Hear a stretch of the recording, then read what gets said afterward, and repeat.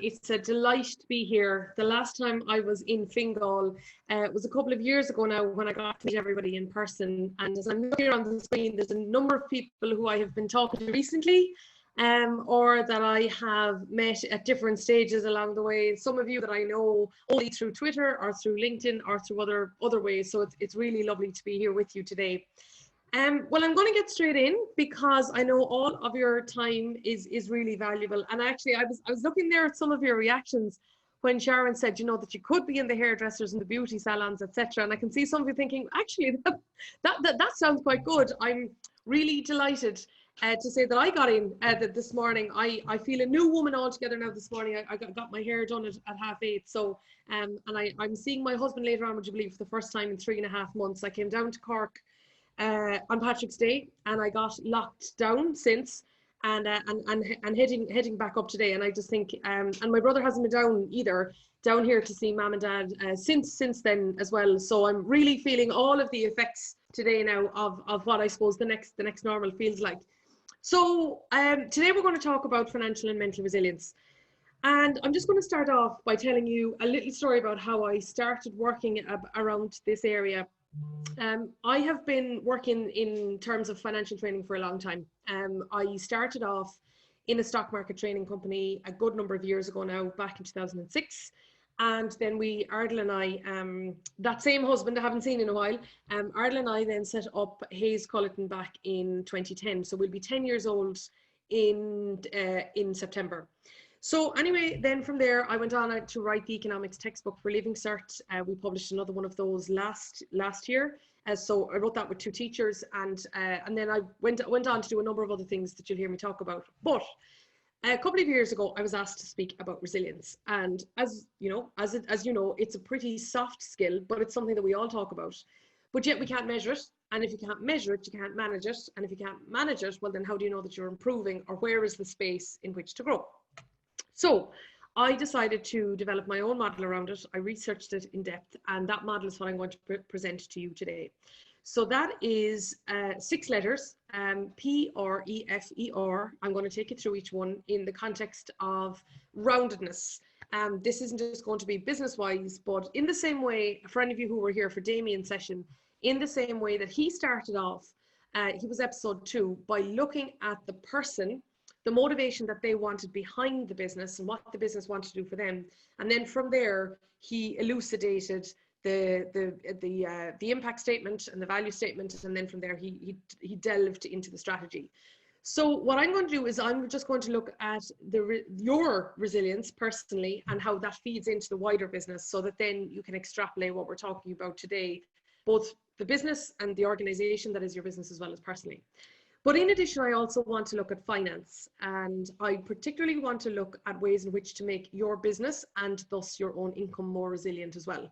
And I'm going to do that in a rounded sort of way. So the 6 letters that I'm going to present, as I mentioned, are P, R, E, F, E, R. The way in which Sharon and I are going to work together on this, I'm going to stop after P. P is for perspective. I'm going to stop after P, and then Sharon is going to feed any questions across to me. Going to stop after R. That's going to be the major finance part. She's going to feed any questions across to me. And then I'll do the last 4 letters. They're much shorter. And then at that stage, I'll take any further questions. Then we'll all meet the mayor, and then we will be finishing at 12 noon. So just please do send in your questions. She's a fantastic, as you can see, she's just reiterated my point there. Please do send them in. Don't leave them on your mind. Just get them out there, and Sharon will send them across to me. Okay. So what I'm just going to first of all do is I am going to ask you, I'm going to ask you 2 questions, and that is, first of all, I'm going to just put a link there into the chat myself so that I hope everybody can see. Okay, so can I ask you all to go on to that link for a moment, please? So that is menti.com. Now it's a kind of couple of letters after that I won't repeat. I don't have this in a, menti.com / an easy to remember number of letters or anything. So just if you go in there, and what I just have 2 questions for you. The first question is, what builds your resilience? So what's going to happen here, what's happening in the background, I'm going to show you when you're done, but what's happening in the background is, as you click on that link, you can put in up to 3 answers, and you can then tell me what builds your resilience. Okay, so just making sure there that everybody can get that. Sharon, if you might just let me know there as well if all is good. Can you click on the link, and is that coming up for you? Yeah, I can indeed. Yeah, exactly. Okay. So if you just type in there, what builds your resilience? And okay, so far I have three answers.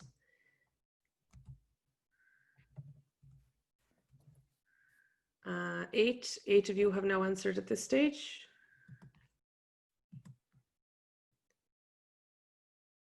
And also, Sharon, if you could give me access to being able to share my screen as well, please. Okay.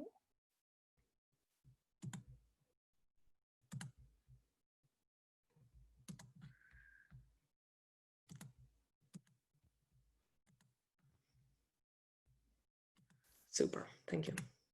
Okay, so here, as now you can see, if you take a look now back, if you come back onto the Zoom screen, what is actually forming there, as you've 27 of you have now voted, is a big word cloud, and with all of your answers, but the ones that are actually appearing most in the bigger font are the ones that are appearing most often voted by you. Now I'm going to share this word cloud with you afterwards, as well as a range of other resources. So clearly what's jumping out here from this group is experience.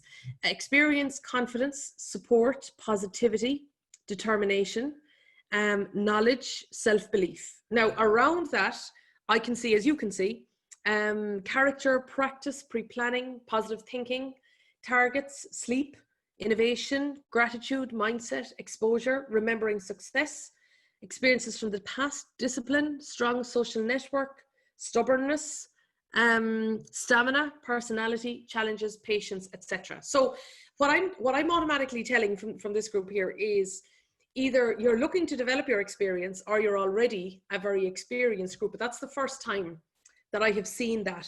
It's the first time that I have seen experience be as forthcoming as that. Now, sometimes I see things like goals. Sometimes I see things like family. Sometimes I see things, you might often as well come across things like hard knocks or knockbacks, or kind of like that stubbornness type of term, is that to overcome something is what builds people's resilience. Okay, so I can see there, and faith is in there as well, slow is in there, a range of other things. Okay, so the next one then, of course, that you're probably guessing that I'm going to ask you is, I'm just going to just go back here onto this particular one. And I'm now going to ask you the second one, which is what drains your resilience. So now if you go back to the link, if you just go back to the link, and I now just want to hear what drains it. Because the reason that I ask the second question is, when you can understand what drains your resilience, if you had a drain in a sink and you wanted to plug it, well then you'd identify what's draining it and you plug that gap. So let's just see what you have to say here. So this time it is what drains your resilience. Again, I'm going to share this with you afterwards. And you will see the word cloud forming. You'll see the word cloud forming here as well.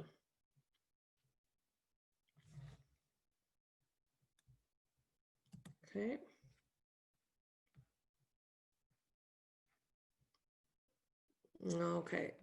Okay, I can see there in the chat there. Thanks a million, Sharon. You're sorting that out there. Okay. Okay, I'm not going to comment until so we have 17 in here. Again, you can clearly see again the words that appear most often are the ones that appear in the bigger font.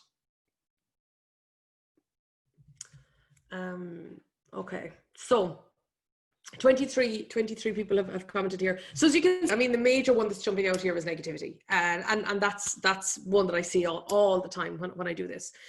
Lack of support, lack of confidence. There's a lot of lacks in here. Lack of support, lack of confidence, lack of self-belief. I suppose tiredness, you could say, is lack of sleep, poor self-esteem, no exercise, external stuff, lack of control, more lacks again. Sadness, overworked, lack of appreciation. So what I'm really seeing jumping out here is the word lack. So negativity, for a start, but lack. So when you're lacking of something. Okay, great. So 30 of you contributed to that. Okay, so again, what I'm going to do is I'm going to share that back with you afterwards. And you can now see here, as I'm looking around, you can see that it's not essentially something in terms of resilience, from what I'm seeing from you, that you ultimately want to put in. Sorry, it's not something that you want to take away, but something that you want to put in. So if we turn around all of those lacks, if we take away the word lack, that is ultimately what will plug the hole when it comes to resilience here, which might be experience, sleep, confidence, appreciation. And we'll talk about a number of those. Okay, great. That's exactly what I was hoping that you would do. And I just think it's important always that I get a sense of what you feel about this topic before we start talking about what I think. All right, so now I'm just going to share my screen again. This time I'm going to move on over here to my slides. So one of the first companies that I worked with when it came to resilience was St. Michael's House. A number of you might know that it's the 8th largest health institution in the country, would you believe, actually. And they take care of people with intellectual disability. And they came up with the logo that you see here in front of me. And they wanted to build their organizational resilience through building the resilience of each person underpinning the organization. They said resilience is all about putting your hand on your heart and reaching for the stars, and that has been one that I have taken with me. I think that it definitely recognizes it. And so as I mentioned from there, I've told you a number of things that I have done over the years, and we'll be referring to those. I'm on Twitter at Susan Hayes _. Obviously I won't be tweeting during this, but if anybody does have anything that you want to ask me that I don't get to during this session, you can tweet me and I'll certainly respond to you later on. Okay, so where I'm going to take my direction from when it comes to resilience are all of these areas. I'm going to refer to disability, unemployment, managing people, being in lockdown, being in a financial position, personal development, productivity, and relationships. I'm going to look at all of these domains to take what we can, what can we learn about resilience from each of these areas as we go through our session. So as I say, we're going to start off with P. And let's start off with the first letter of the model, that is the hardest one. And I'm going to tell you a couple of stories here that start off personal, move into business, and then we move into other aspects of understanding perspective. The single biggest way that you can build your resilience is by managing your own expectations. And that's a really big statement to make, and it's a hard thing to do. And I'll tell you 2 times that I really saw the impact of that. I was at a conference in New York. I'm on the board of the Irish International Business Network, and they were having their conference in New York in 2014. So anyway, great conference, lots of people speaking throughout the day, until it came to Mark Pollock at the end of the day. Now, some of you might be familiar with who Mark is, but he's the guy behind Run in the Dark. He became blind in one eye, was an explorer, then became paraplegic, and then became blind in the second eye. Therefore, he knows an awful lot about an awful lot of things. He now puts an awful lot of work into biotechnology and enabling people to walk involuntarily for people who have been affected in a similar way to him. Anyway, so he's an extremely inspirational speaker. He talks a lot about his story and so on like that. But at the end of the conference, like last 10 minutes of the conference, someone put up their hand and asked a question and said, "Hi, Mark, my name is whoever." He said, "I have a question for you."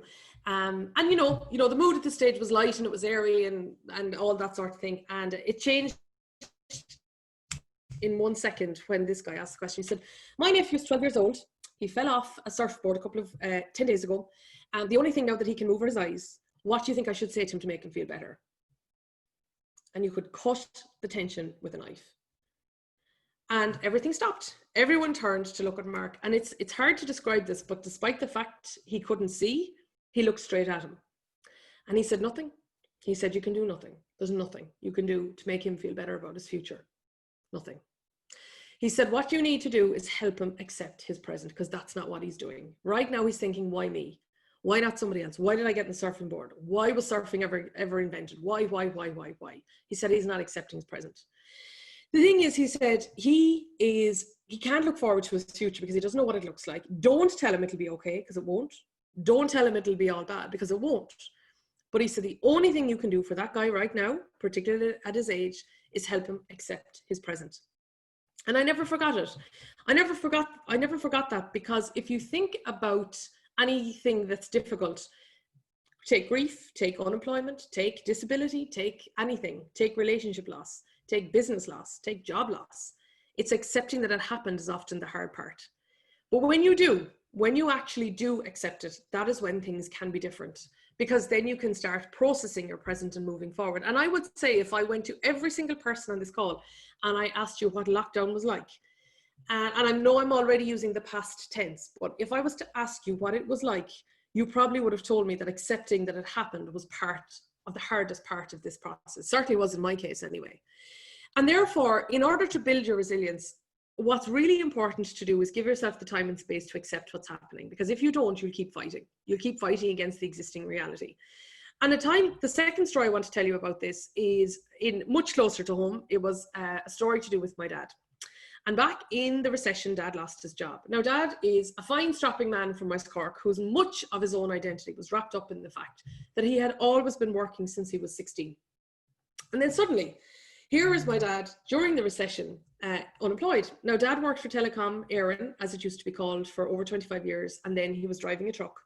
And suddenly here he is unemployed. And what's worse, of course, is that his daughter and son coming down from Dublin, one having her own business and the one working in a job. He was just recently graduated as an engineer at the time.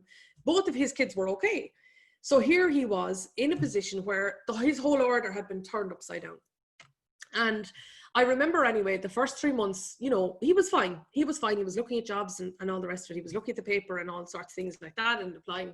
And the second 3 months though were a lot tougher, because then he was getting, his name is Michael. He was getting questions like, well, Michael, why haven't you got a job in 4 months? Why haven't you done X, Y, and Z? And then of course, certain skills that he were having was becoming rusty and so on. But the third 3 months were awful.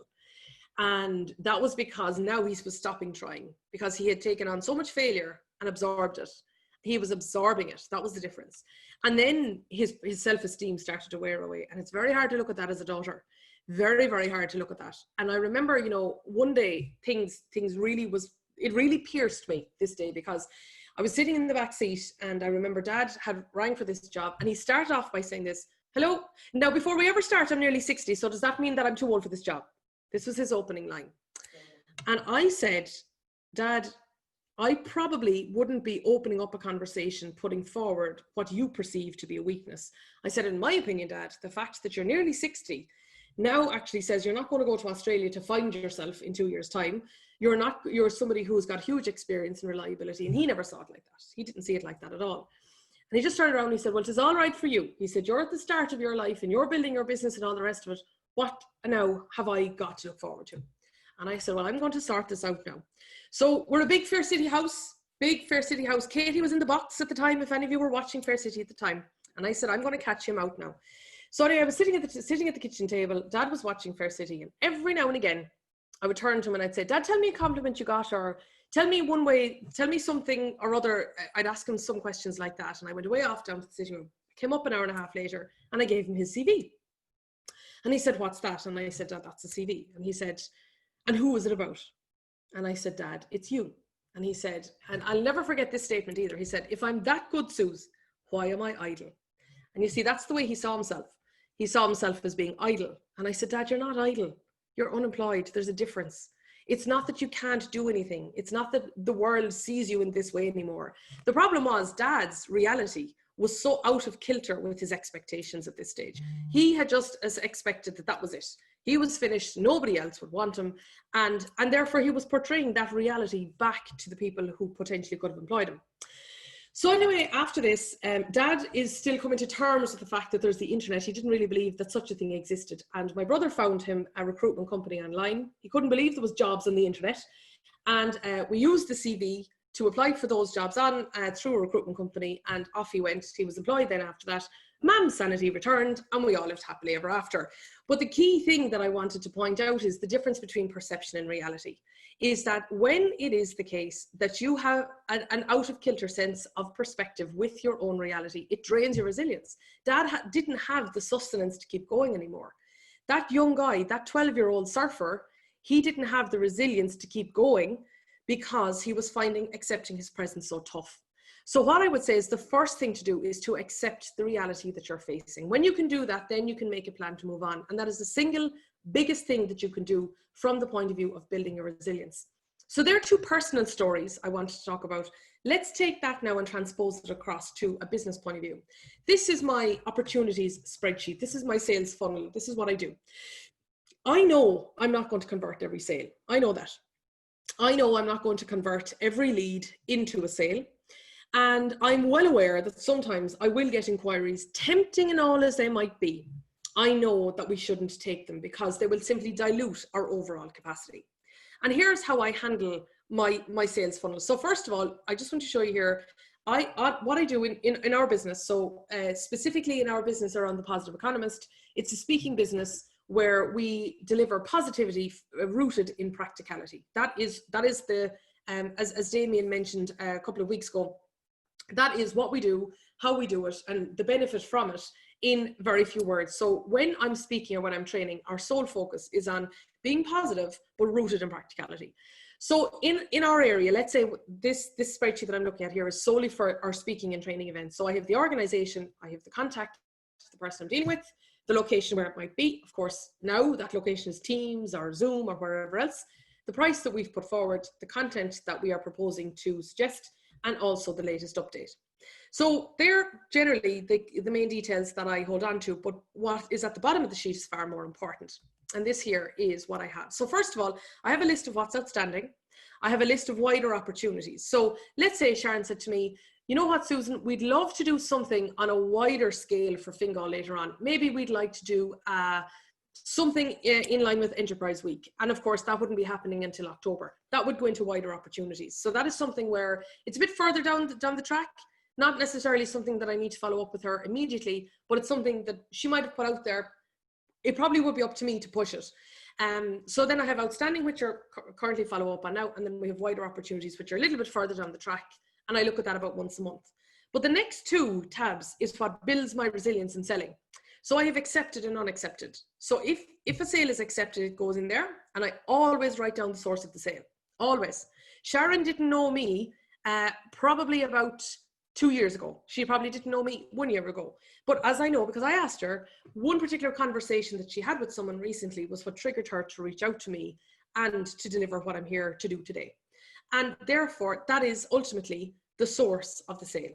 If Sharon was to come back to me, and let's say we go ahead with the sale in, let's say, Enterprise Week or some other time, well, then I would put in the source of the sale as retention. If it was that Sharon recommended me to Dublin City Leo, I would put in as the source of the sale is then referral. So I actually know exactly where all of the business comes from. And yes, it is Pareto principle. 80% of sales comes from 20% of either people or opportunities, etc. But I know all of that. I'm well aware of all of that. And I make sure that that is the key piece of data that I constantly focus on. I make sure that what I am taking care of, where the marketing resources of our business is going, is into that column, is in the accepted tab of my spreadsheet, the source of the sale. That's what I take care of. That's where the resources go. And yes, I get a fair amount of business through LinkedIn video. I get a fair amount of business through Twitter. I get a lot of business through retention and referral. I thank the people who refer me. And I also make sure that from a retention point of view, that we take care of those people on an ongoing basis. That's the marketing strategy. Simple as. It's simple as that. I always look to that. Now, unaccepted. In unaccepted, I document why. So if, let's say, Sharon said, no, Susan, we're not going to go ahead with you, I'll always ask why. This is the best form of market research that you can possibly get. If you ask somebody to put a number on an invoice and send it to you, that is the best form of market research that there possibly is. So in there, I document why we didn't get the sale, but I'll always ask. I will always ask. It may be because of price.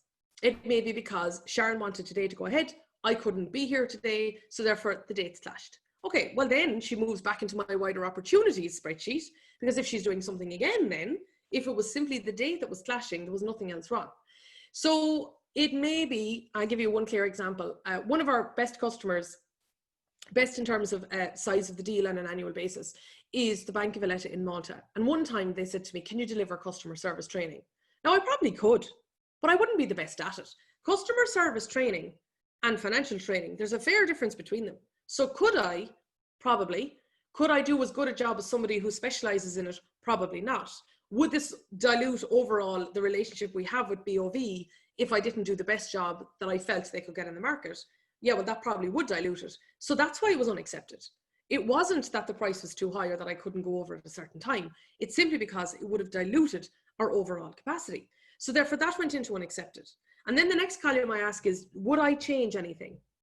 So should I drop the price? In many cases, no.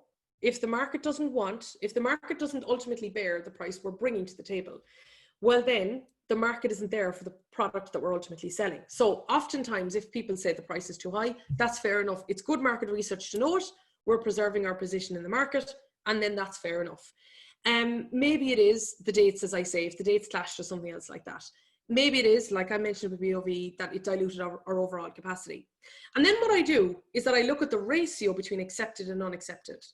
So let's say if I'm converting 2 out of every 3 leads, I know that every time I get a rejection or every time something goes into the unaccepted, I know 2 more are waiting to go into accepted.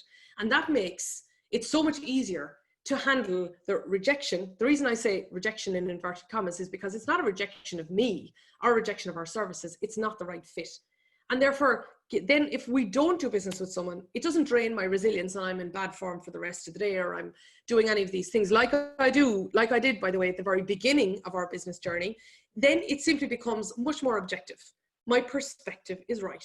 The perspective is that we weren't the right fit, and you've heard all my other stories at this stage. And then the last one is long shots. That's one where somebody says to you, Susan, do you know what? I'd love to write a book and I'd love to potentially write it with someone like you. And maybe I might do that in a couple of years. That's what long shots are, is just to collect, and you know, a handful of those come to fruition, but when they do, they can be really, really big. And that's it. This is how I maintain my perspective.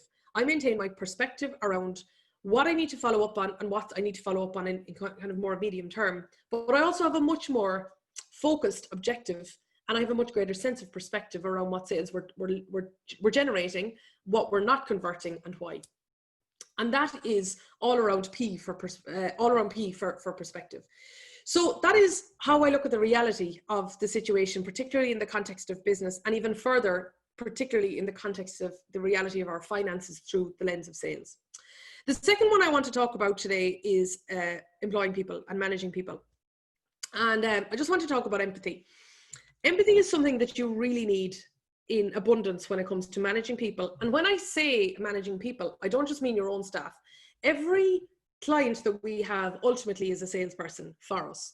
If they're referring for us, they're an active salesperson. So I don't see our team as limited to those that I have on our payroll. I see it as beyond.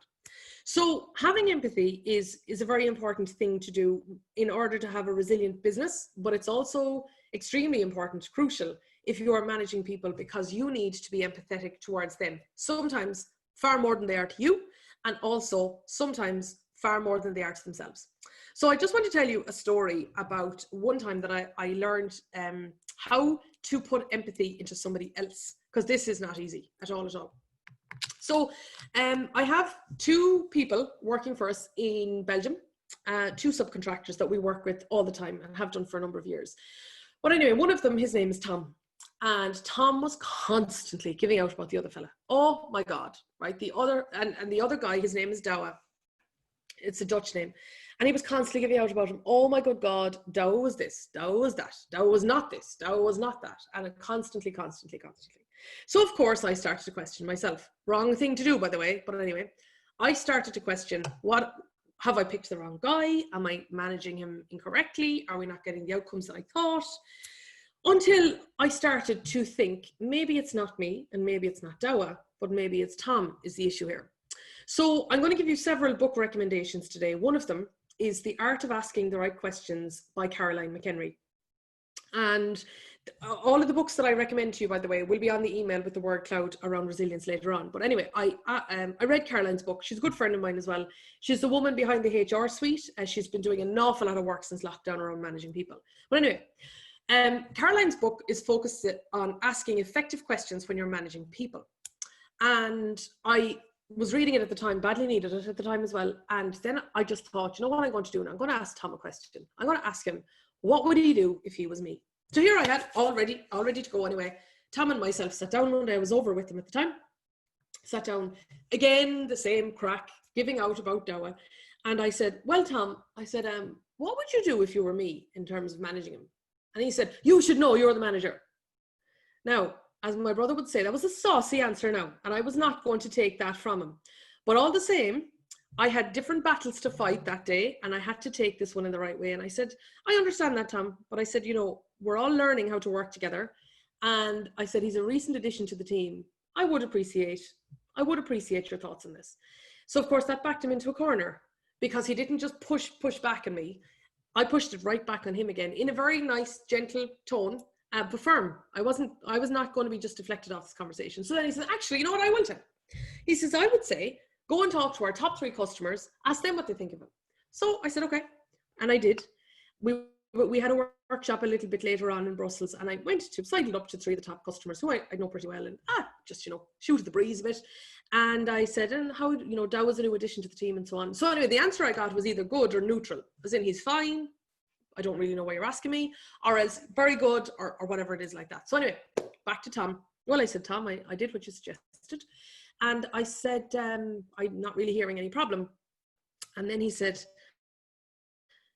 well, I mean, they would say that, wouldn't they? Because they're this, that, and the other, more excuses. And I said, Tom, why don't you just tell me exactly what's going on here? What's really going on? So by asking him, what would you do if you were me? I forced him, and I was forced him to have empathy for me.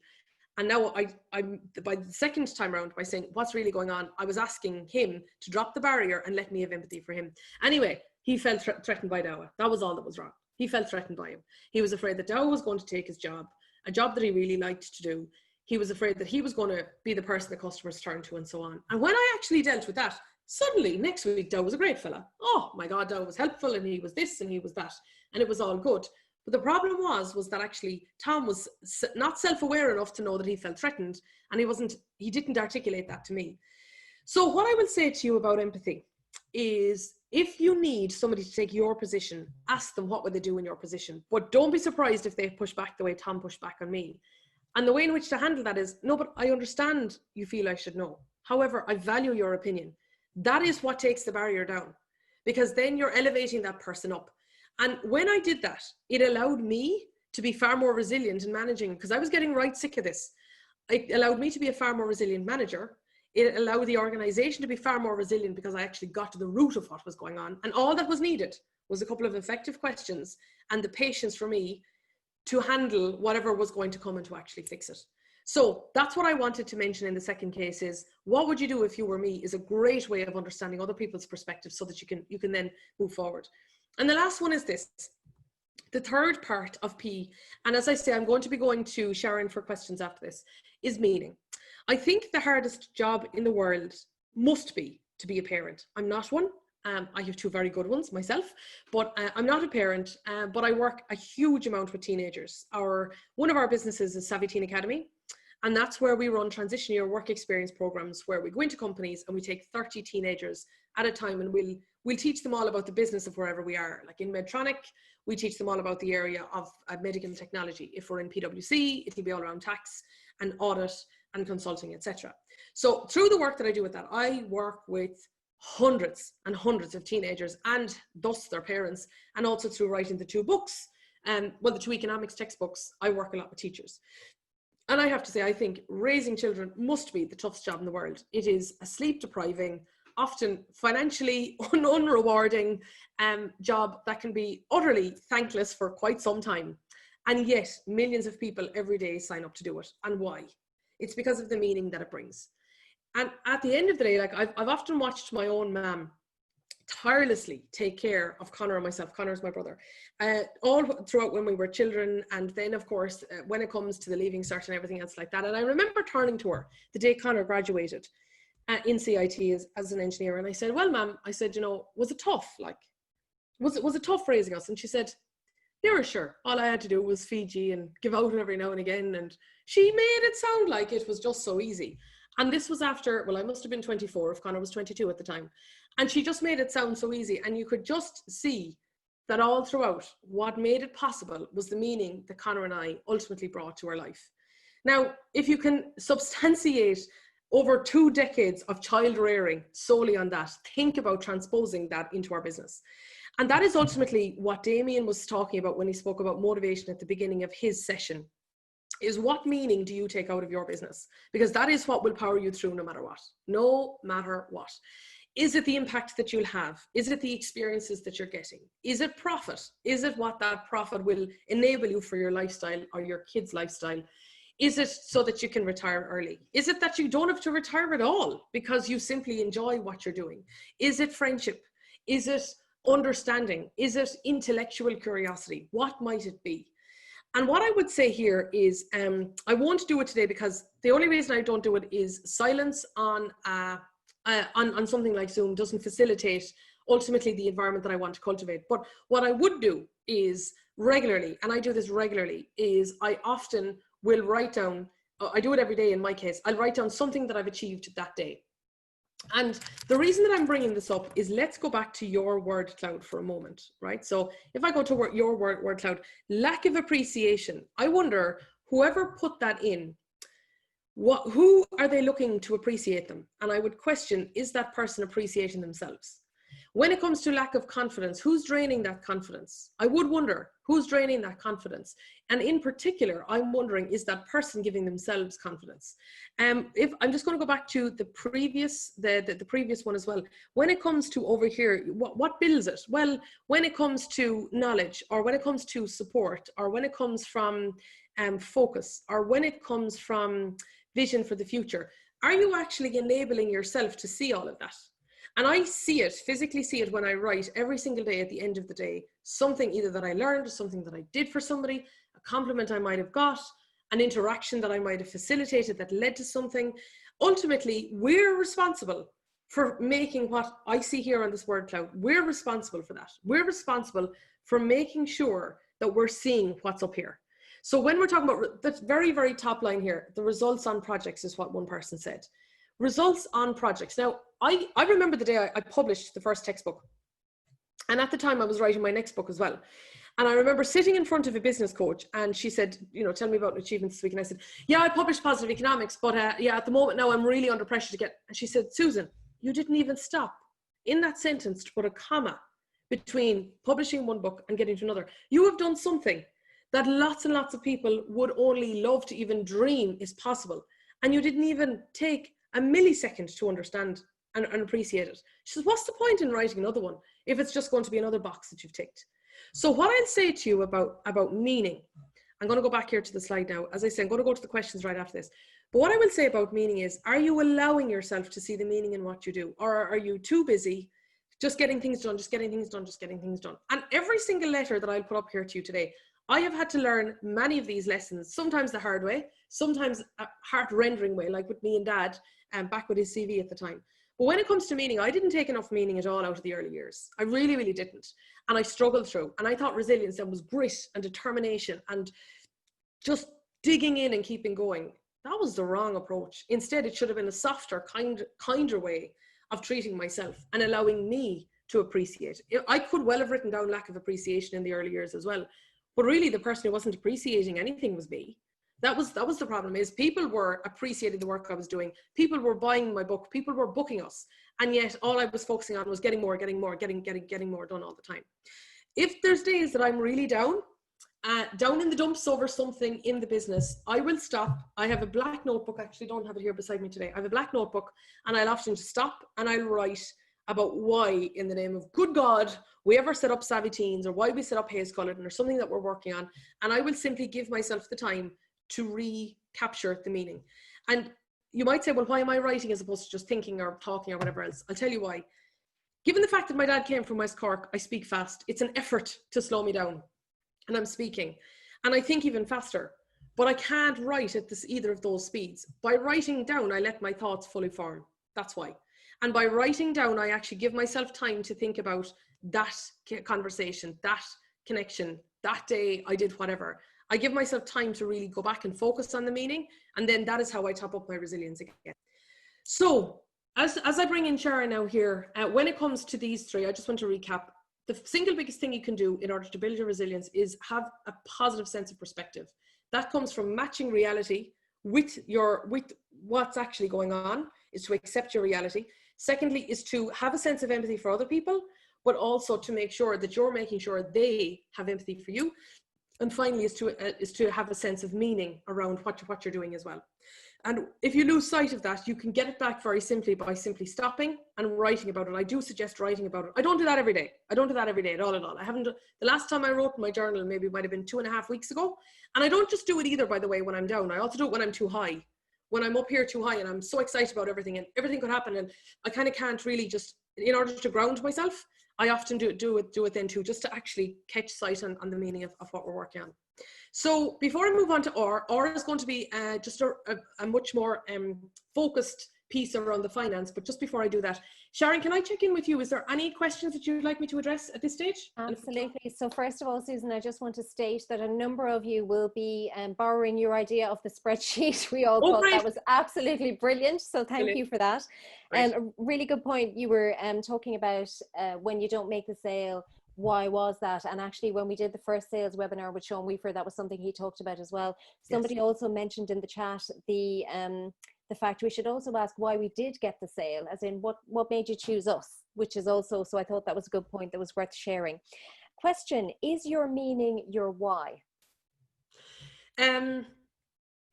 It is, without being vague, and I'm going to sound it anyway, it is whatever you want it to be. Some people, well, sorry, no, I won't talk about some people. I talk about me because I know my own.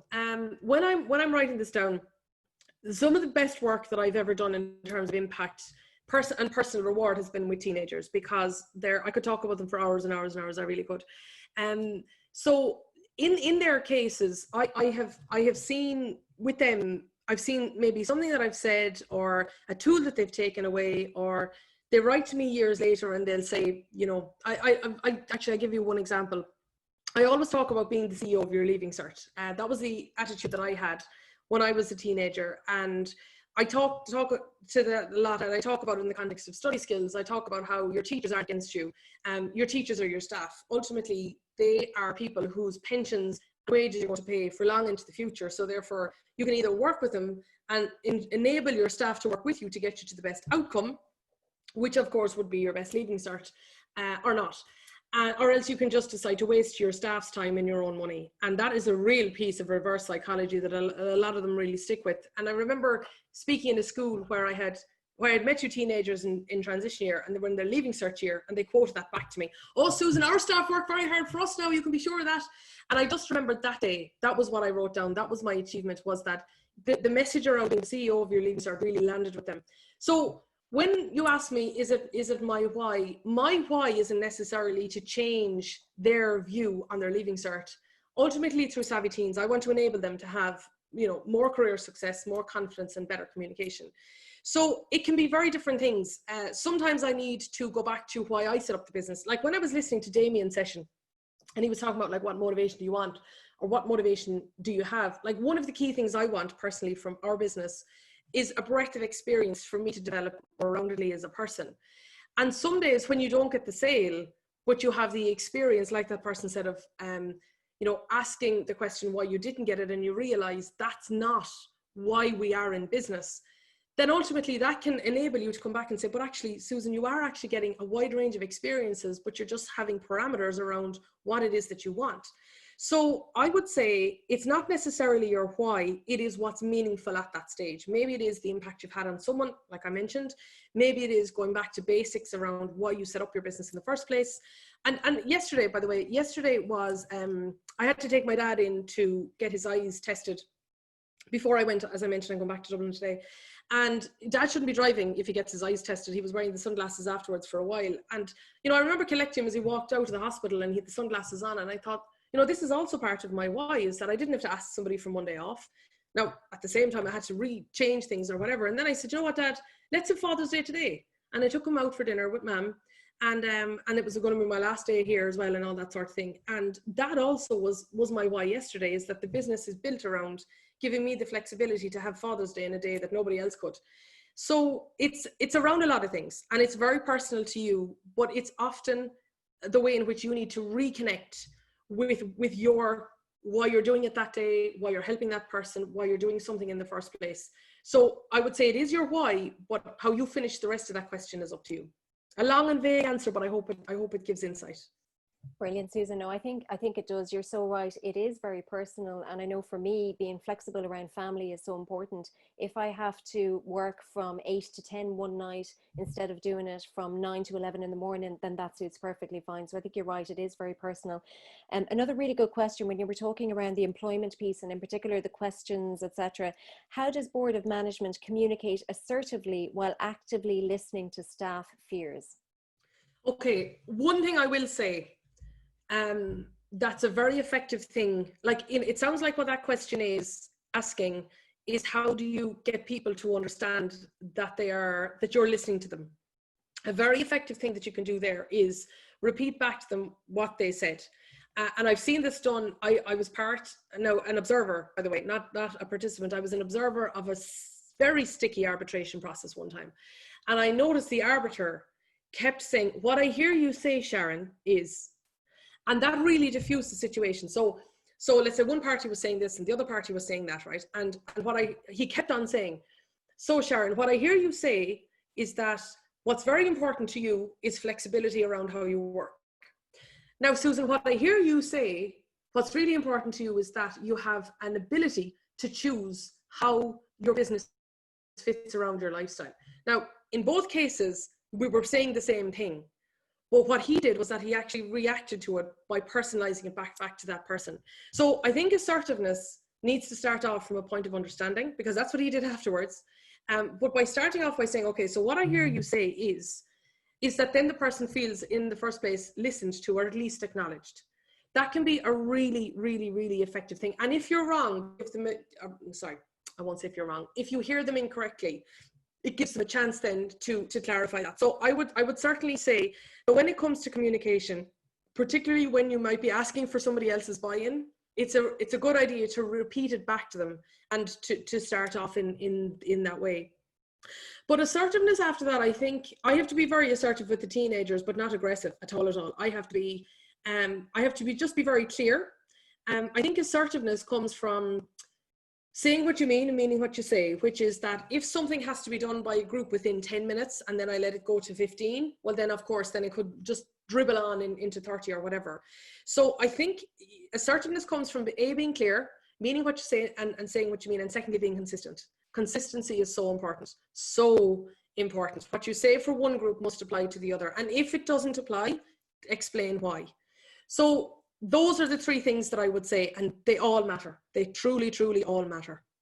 Brilliant. Thanks, Susan. That's so true. I've worked in a number of corporates, and the leaders who had the most credibility were the ones who were consistent, they were credible, they meant what they said. And I remember in particular one director, and he would give a great performance in one session, and then later on he'd be kind of giving out to people for maybe contradicting what he had said, or he actually ended up contradicting himself, to be honest, from one session to the next. And people picked up on that straight away. They're really, really smart that way. So let's not underestimate how clever people are.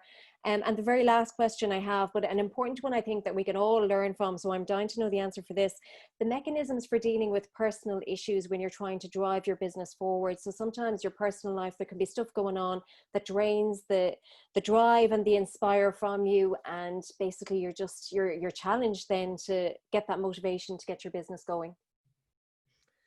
Well, you can't be 10 years in business without having that. You really can't. And I know a number of you on the call, some of you are in business a lot longer even than I am. And you'll all have your own answers as well. One of the things that I would say is it can help to departmentalize what's going on, I suppose, in that, like, there's been lots of things over the years that have been challenging to deal with, let's say in our own family. As I say, being 10 years in business and being part of it, there's only Conor and I in our direct family, but we're very close to our cousins and everything, whether it's debt or whether it's other issues like that. And I've often found that if I said to myself, okay, I'm going to go into the office today and I am going to, let's say, work until 2 or 5 or whatever time, and then I will allow myself to worry or to grieve or to whatever else, it's almost as if my mind then was safe, that it was able to express whatever emotion it needed to express at that particular time. The other thing is that sometimes something else needs to happen first, like certainly around, like, you know, there's also personal issues that can be very good that take away, like the time, like when I got married to Ardal, when we were getting married back in 2014, at the time I published the Savvy Guide to Making More Money in January. We got married on the 1st of February. I was also studying for exams at the time and a whole load of other things like that. And it's also okay sometimes to, yes, the business can drive, but it didn't need to drive in the first 3 months of 2014 when I was getting married and publishing a book and everything else like that. So I think, again, having a sense of perspective, I know I'm back to that word again, around the time sense of it, is that sometimes maybe for a week or two, or maybe for a month or two, you just need to change focus, but you know that you'll pick up again afterwards. And then the third thing that I would say is acknowledging that that's okay, is that a CEO or a managing director or self-employed or whatever title that you have for yourself, it's okay to be a rounded person. And it's okay to understand that, you know, sometimes, just, I suppose, Sharon, if it's all right to pick up on your own example, I've worked with so many people who have young children as well at the time, and they feel guilty when they're at work, and then they feel guilty when they're not working, and then vice versa again. And the first 5 years of the child's life is just full of guilt and everywhere. I'm not saying that's you, by the way, Sharon. I'm only picking up on the story that you mentioned. But instead, giving themselves the kindness, I think that's what our society is lacking. Not kindness for each other. We're showing an awful lot of that, I think, in the context of lockdown. And I broke my foot in December 2018, and I really saw how kind society could be when you're physically struggling.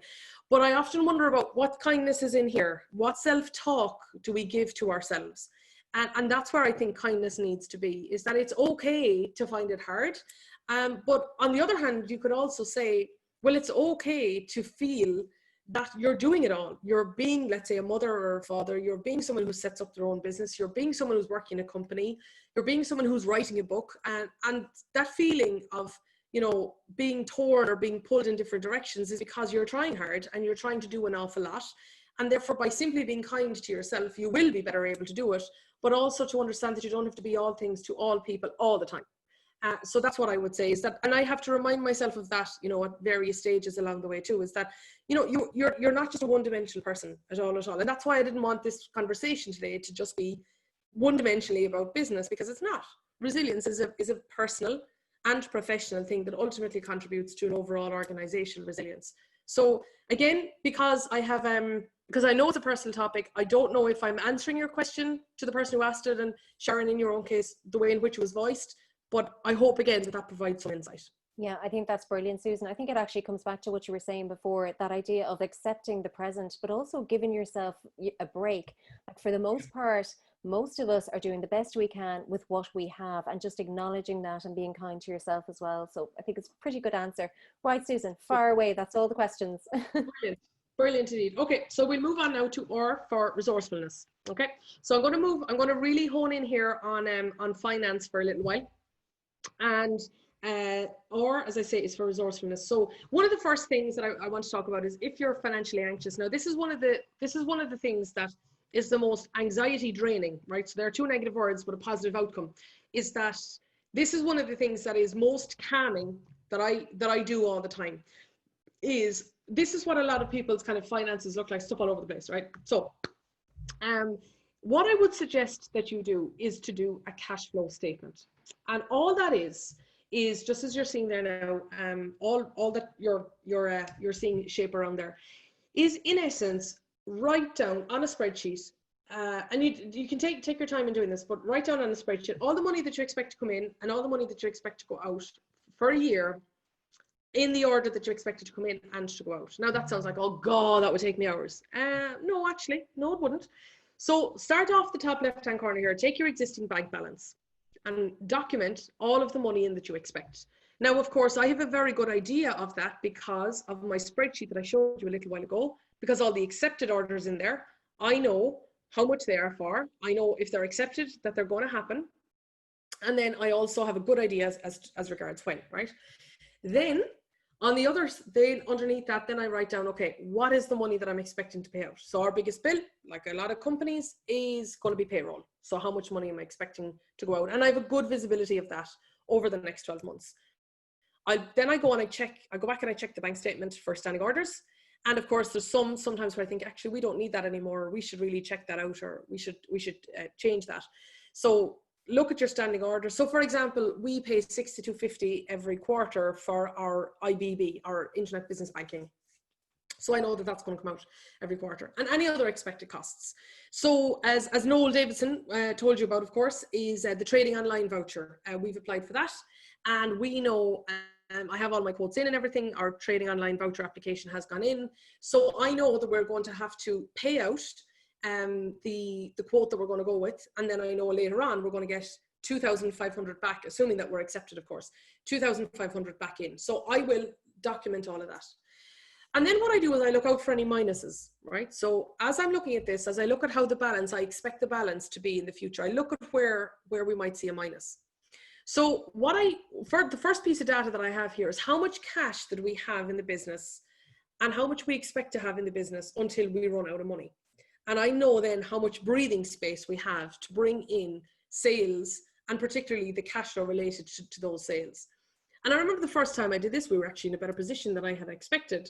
And it took a little bit of the pressure off at the time, where I thought, oh, actually we have 3 months more cash flow coming in such a way until we would get into a critical position. Now, of course, the other thing is, going back to my other spreadsheet again, is because I have the outstanding list, I knew of the pipeline that we had at that stage. And I knew, because of the accepted and unaccepted sheets, I knew of our conversion ratio. So I have a very good idea of what was going to be happening. And also because I know of the sources of where we got the sales, I also knew how to get more sales again. So like, I'm talking about a really simple spreadsheet that gives an incredible amount of data and predictive data as well. So that's the first thing, was I looked out for any minuses. And then I thought, okay, what do I need to do here? What do I need to do? Do I need to get advice on something? So maybe it is that we had, let's say, a big cost going out, or maybe it was that we had a significant amount coming in and maybe we needed to see how to use that. And of course, if there was any red zones, I needed a plan B. And a plan B could simply be going to the bank 6 months before you think that you might need an overdraft, to simply build a relationship with your bank and say, we might need an overdraft at some stage. Or I remember doing that one time, by the way, and they wanted nearly a pint of blood. They said, we want this, we want this, we want this, we want this.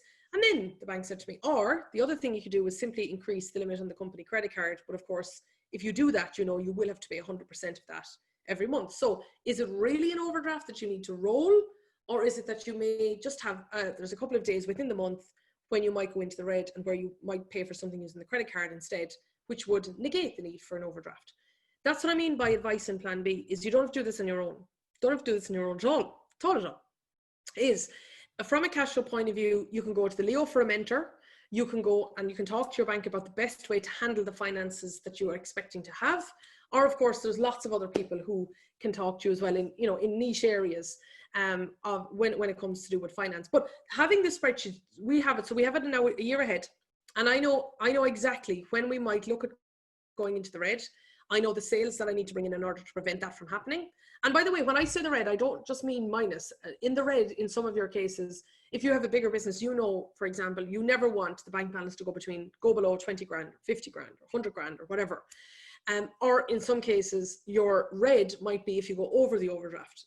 Whatever it might be, I'm not setting a parameter here. You set that. But the point is that when you have a cash flow statement to roll out the year ahead, it took us a while to get it together, to do it right and to do it properly. But it's the most anxiety draining thing that you can do, because it simply then gives you a sense of your financial resilience.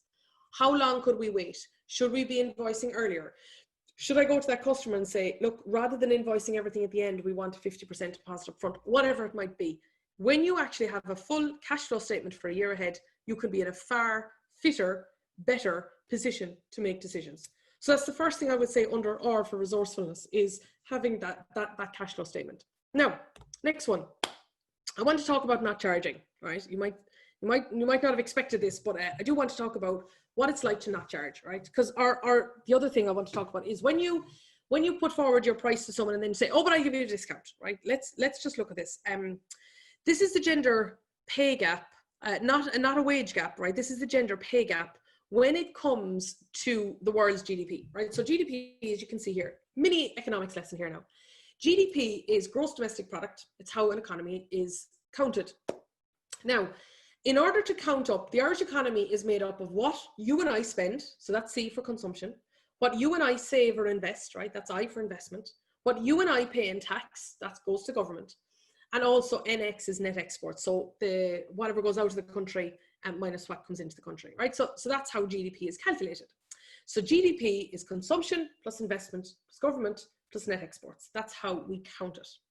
Now, one of the fallacies of economics is this. I today pay, right, let's take a fictional story here. 15 years ago, I pay Ardal to cut the grass, right? So I'm going to pay him 10 euros to cut my grass. I marry him, he now moves into the house, and now he cuts the grass himself. I don't pay him. GDP has fallen by 10 euro, but the thing is, the grass is still cut.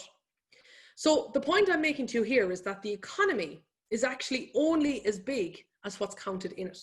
It's not actually a reflection of how much work is done, etc. It's actually only a reflection of how much we count. Now, on the graph on the left-hand side, the pie chart, we have exactly a 50-50 population in the world between men and women. Exactly 50-50, or almost exactly anyway, 50-50. But on the right-hand side, men actually contribute women actually only contribute 37% of GDP in the world, right? So even though we represent 50% of the population, we actually only represent 37% of GDP in the world. Now, of course, many women will be incensed looking at this graph because you'll say, oh, we do every bit as much as men, if not more. Well, that's not the point though. The point is what's counted. And here's the frightening statistic, is that 75% of all unpaid work in the world is done by women, 75%.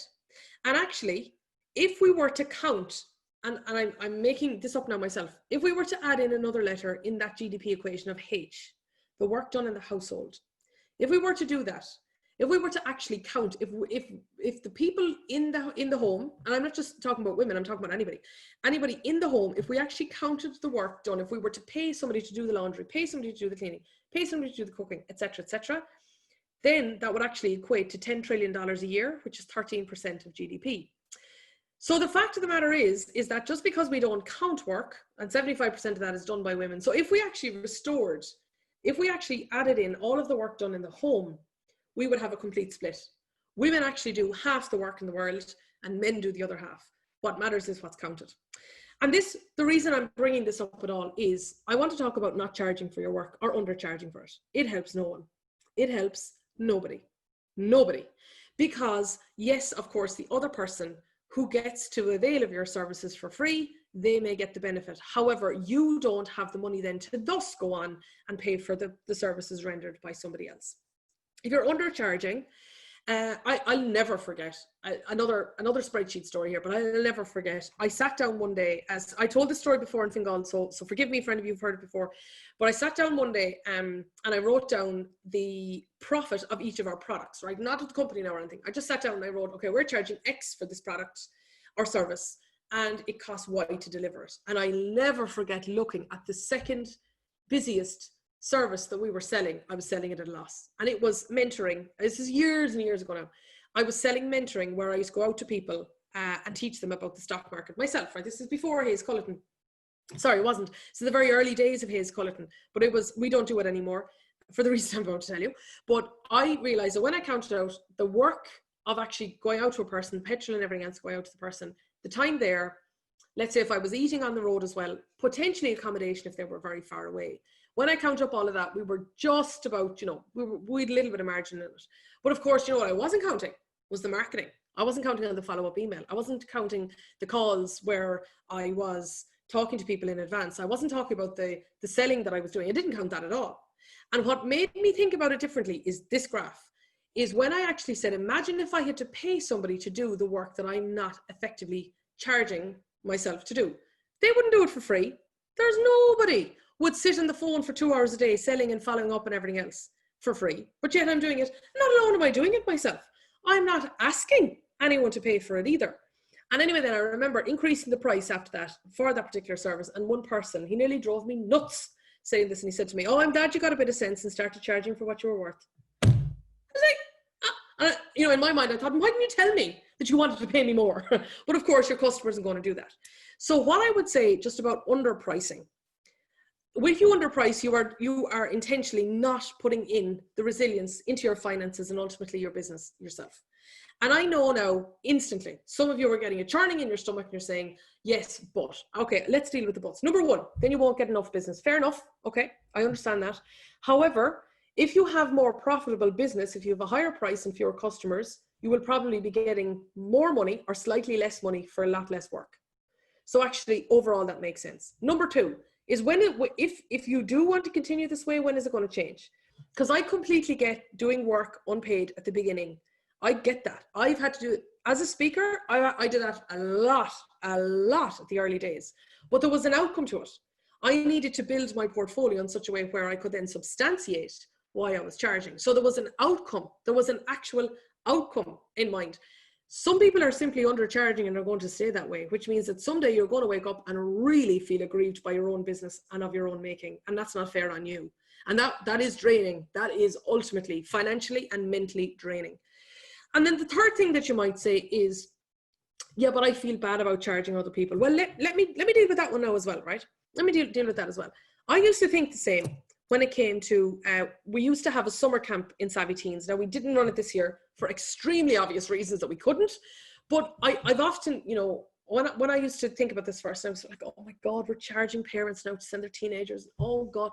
And then it was somebody else said to me at the time, they said, Susan, if you don't charge, you can't deliver the service. Certainly not sustainably. So then you are preventing teenagers and their families from benefiting from what you're actually going to bring to them. Is that fair? And when I actually put that into, when I actually realized that, when I realized that by us not charging in such a way where we couldn't be sustainable, we were preventing people from buying from us ultimately what they were willing, they were willing and able to pay for. So I would say to you, when it comes to underpricing or not charging, you're creating a problem for yourself, and also you're creating a problem sustainably. Yes, it might be helpful for today, or it might be helpful to get such and such a thing over the line. But undercharging, it simply isn't sustainable. And just also the way in which you really need to consider about this is, would somebody else, if I was to pay somebody else to do this particular piece of a job that I'm currently doing for free, if you were to get somebody else to do it, they probably wouldn't do it, which means that you're going to limit yourself. So that's all I just wanted to mention on this around financial resilience, is that don't blame your customers for not saying, oh yeah, we'd love to pay you more, Susan. Of course, why are you charging X when you could be charging Y? Instead they're thinking, oh, that's great, now I get to keep, in economics it's called the producer surplus. Sorry, it's called the consumer surplus. And the consumer surplus is where the consumer was actually willing to pay more than the producer is actually asking for. So just be aware of that. Don't create your own problem of resilience around finances by simply not charging what people are willing to pay for. That's all I'll say on that. And feel free to send in questions or you know, comments or criticisms or anything you want, and then I've argued this enough times to know what I'm talking about here. Now, the next thing I want to talk about is think solutions and not problems. This is, again, how to be a sense of how to be resourceful. I'm going to start off with some funding mechanisms that I want to tell you about. I'm probably right in thinking you all know about the Restart grant at this stage. The grant that you can get based on your previous rates payments to get your business back up and running. In fact, I'm probably a little bit, you know, it's probably even a little bit late to be talking about that now, since that's for a lot of businesses that are bricks and mortar. You probably have known already about the trading online voucher. There's no way you could be on a webinar with Noel Davidson anyway and not have heard about that. You probably know about the business continuity voucher. I applied for it myself. I'm actually getting great use out of it.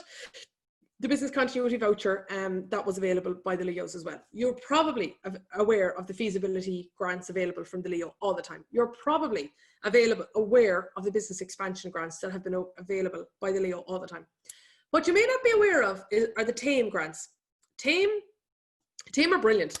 TAME is the technical assistance for micro exporters. So this is, now again, look, this is of a different era, but if you wanted to have a trade show at an international conference, for example, a trade stand at an international conference, TAME may be able to pay for half of it, like flights, accommodation, the marketing, the stand, etc. So again, you're probably aware of a lot of these things. And if you're not, talk to your LEO, and you all know who your LEO is in this context. Go and talk to them about what might be available for you. But here's what you may not be as familiar with, and I want to tell you about these. So let me just go to my screen here now. Okay, first one is this.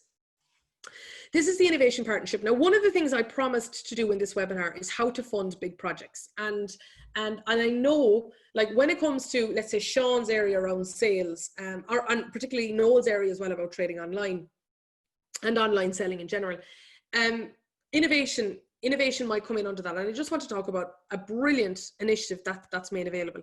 If you have a new idea, all right? Now, and I'm just going to pick my words very carefully here, an idea as opposed to a business. If you have a new idea that's innovative, it's expensive to fund, right? It is expensive to fund, because when you're in an area of newness or innovation, you have to train the market to do two things. One, to want what you're selling, and secondly, to choose you, right? So my dad, I'm currently, over the last couple of weeks, I've been teaching Dad how to use a smartphone, RIP.ie. Well, when he could understand that, he was never again using a phone that couldn't have RIP.ie on it.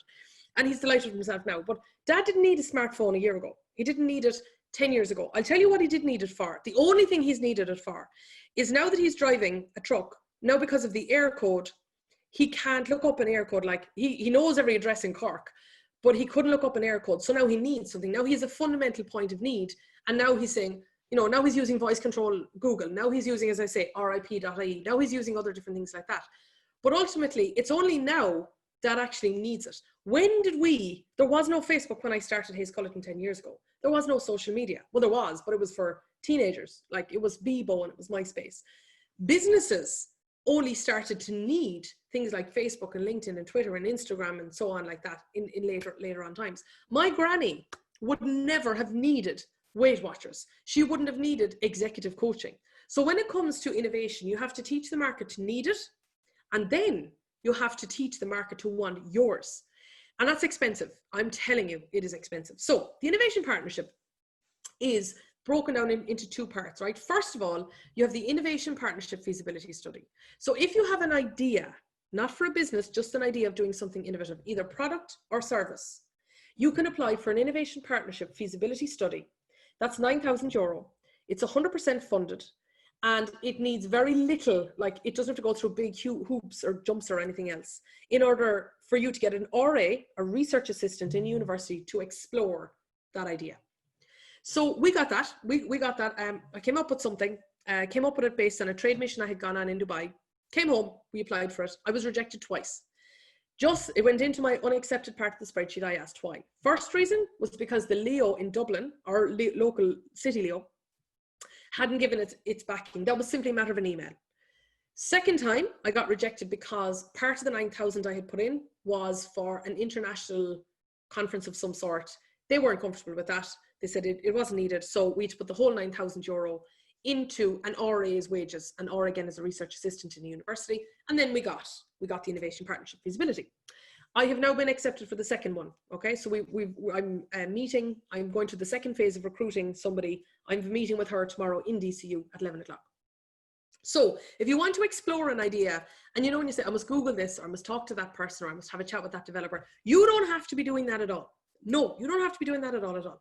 You need to come up with the idea, and then if you apply for this and you get it, you can have some money. Now, a €9,000 grant will cover around about €3,000 a month, so about 3 months of an RA's wages. They will look into the feasibility for you, okay? Now, that's just for new ideas.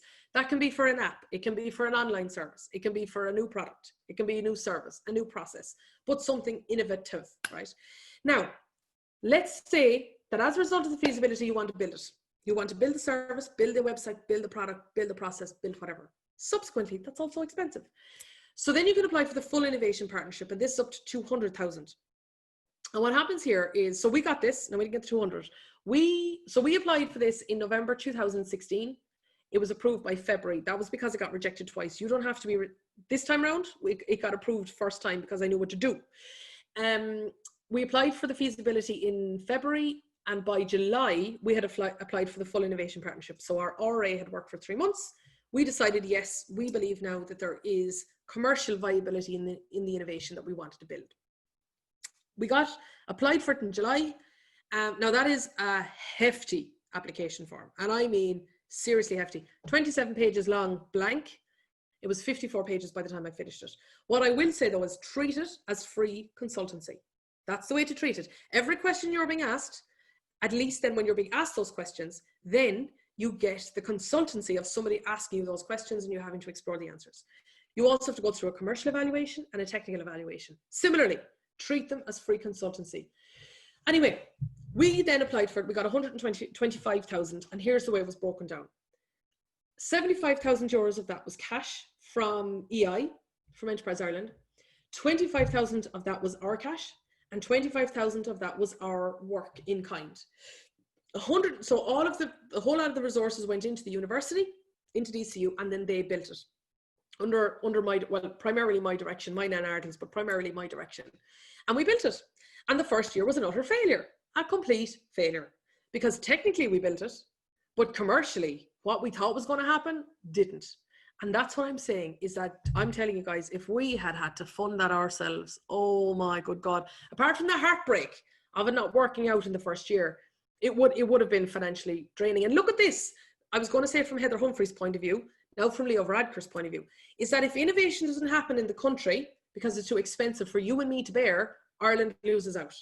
Also, if we're actually putting some of private sector resources in with the public, putting it into a university, we're creating jobs for graduates and giving them really rich experience as they then go on into the world. So it really works out for everyone. Anyway, year 2 was much better. We had to completely pivot. We had to challenge every assumption. And then at the end of that, then we then had a license for a really good algorithm from the from DCU, and now we're on our second one. As I say, now we've applied for the partnership feasibility again. We have a whole new area that we want now to look at. It's really exciting, around peer learning and all sorts of things that I could talk about for ages as well. And now we're going down this road again. So what I just want to say is, I've mentioned, if you wanted to start off exporting TAME, look at the TAME grant. That can be a good thing to do. Also look at the trade missions that are on offer by the Chambers of Commerce around the country. They're often hugely subsidized. Like the one I went on,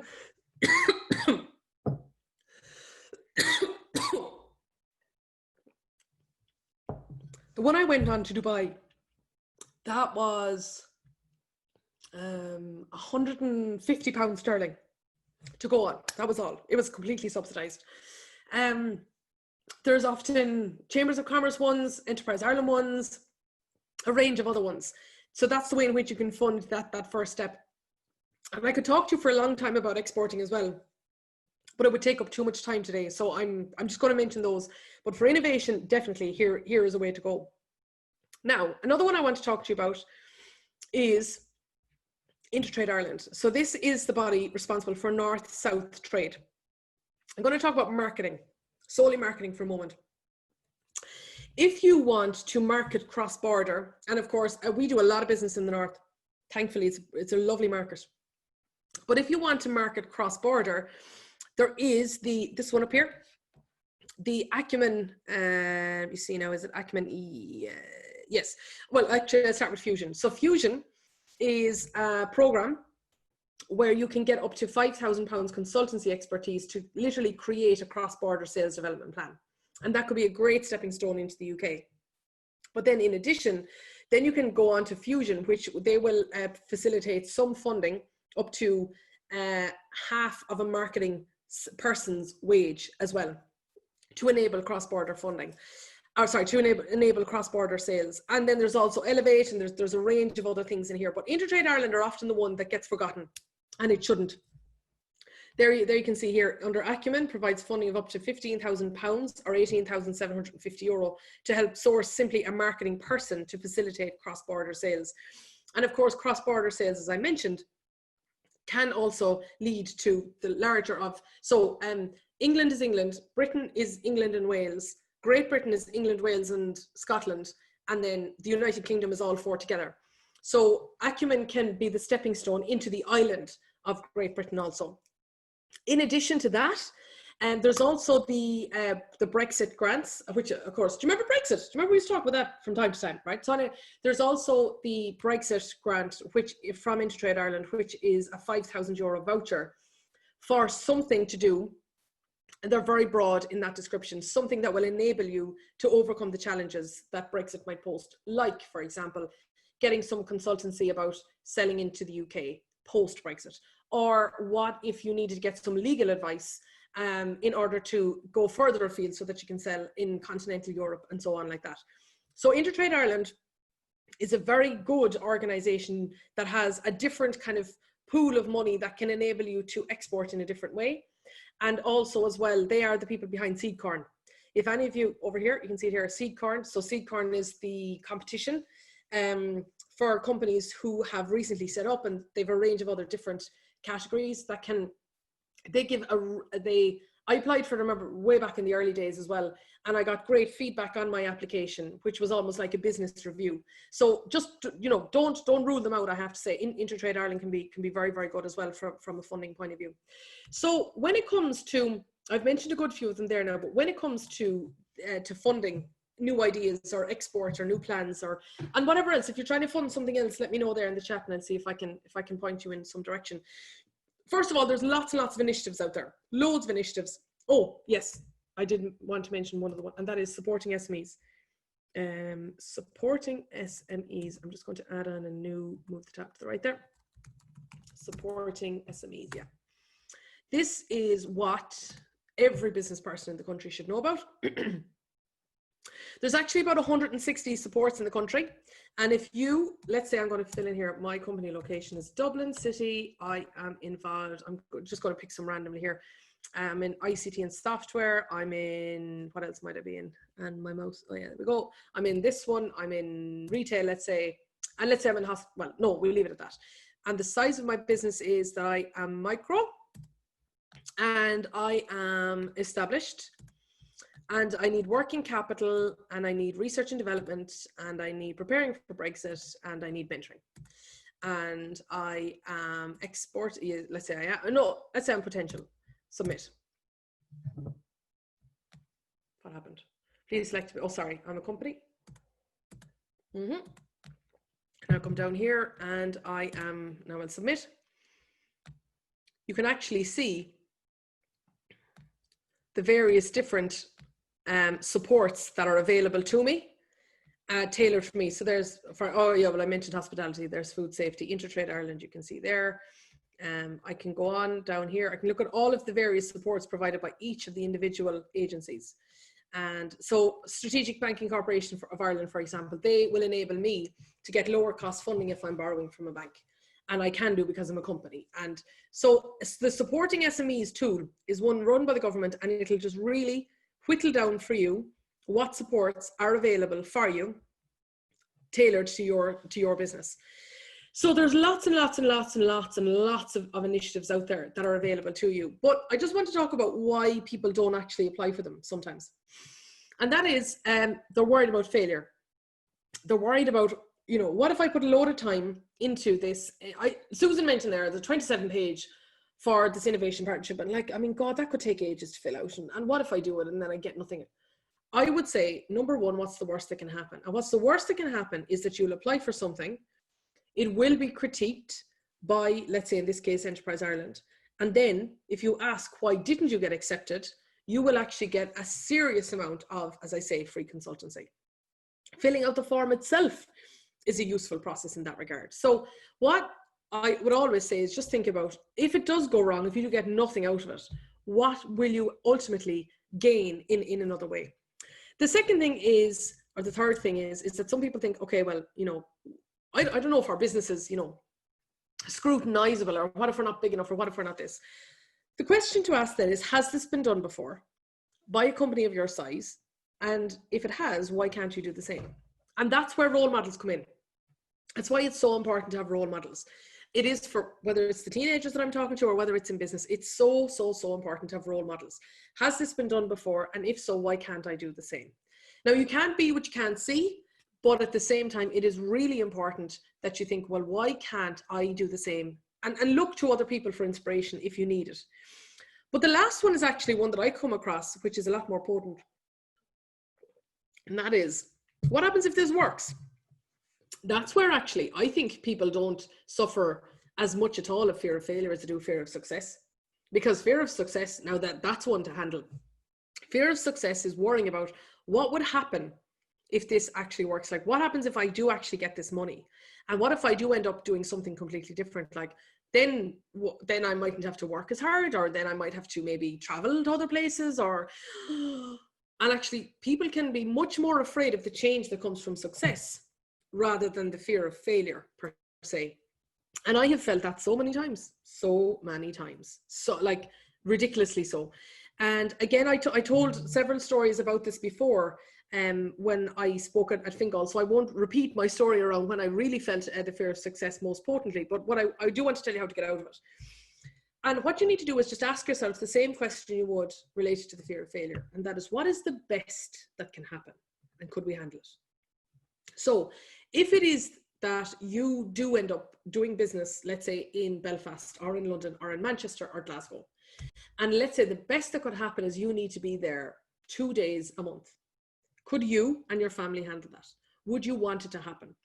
And I was reflecting on watching Micheál Martin being Taoiseach last weekend, and of course there was great excitement in Cork around it, and the fact that there's three cabinet ministers in Cork now, and I was listening to all the conversation in, being embroiled in Cork around it, and I was wondering, on that Saturday morning, Micheál Martin knew he was going to be crowned Taoiseach, you could say, and I think he's 61. I think, well, he's in his early 60s anyway. He was appointed as a TD for the first time in 1989. He's had a lot of trials and tribulations personally. Anyone who's looked into the story, you'll know that. And the question I think one would need to ask if one was him that Saturday morning, long before he ever starts actually being Taoiseach, is, has the journey been worth it? And that's what you need to ask as well, is imagine if you do succeed at what you want, what's the cost of getting there? What is the cost of actually achieving what you set out to achieve? And how does that feel? And will it be worth it? And that's how you overcome the fear of success. Like in my case, before lockdown, I was traveling twice a month. My last trip, would you believe, of all places, was New Zealand. I went the furthest possible place. I was overworking with the Irish Embassy in Wellington and Christchurch and Hamilton and Auckland. And so the price, you could say, of our international expansion was me traveling. But like I told you at the beginning, or round about the middle of what I've spoken about so far, is that a big thing that I wanted out of the business was a wide range of experiences. So absolutely, the cost wasn't even a cost.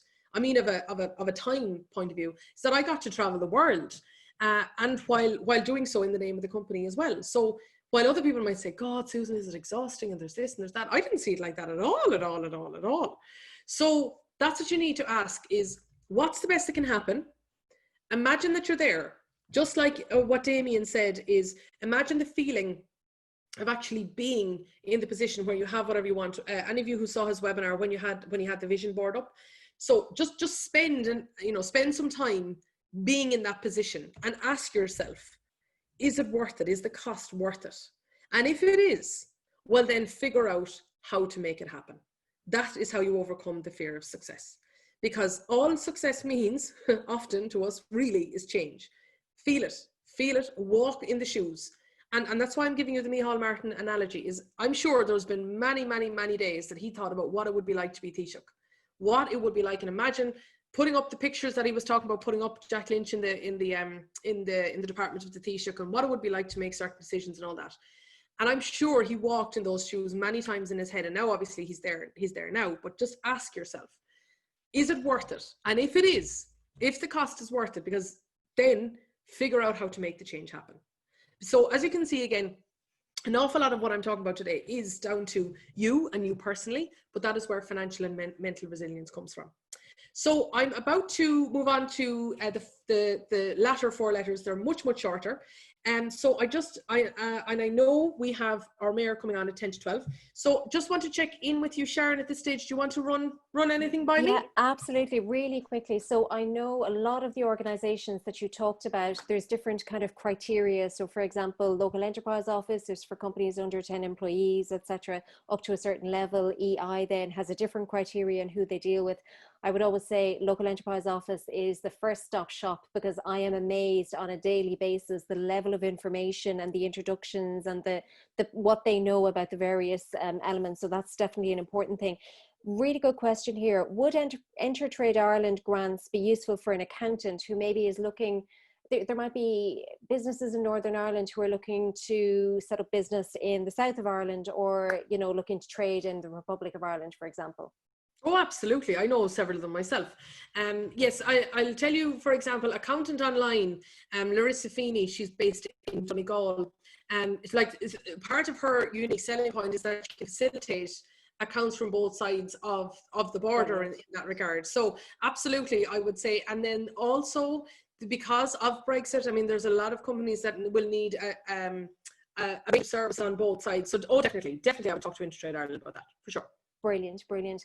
And then on another scale, for example, if somebody is interested in promoting a service that they have, like it might be an online course or a book with videos or something like that, what's the best way of kind of getting out there? I know there's an element of marketing there, but in terms of kind of the supports and looking at it from that angle. Well, I think that's that is I suppose a globally possible product. Now, when it comes to that, I'm just thinking in my head there as I would go around in my head. What I would consider doing in that regard is looking at the consultancy grant for the consultancy one to see if you could develop a business plan related to that.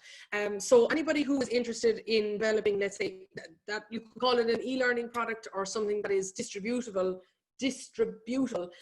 across the internet, it still would fall under the realm of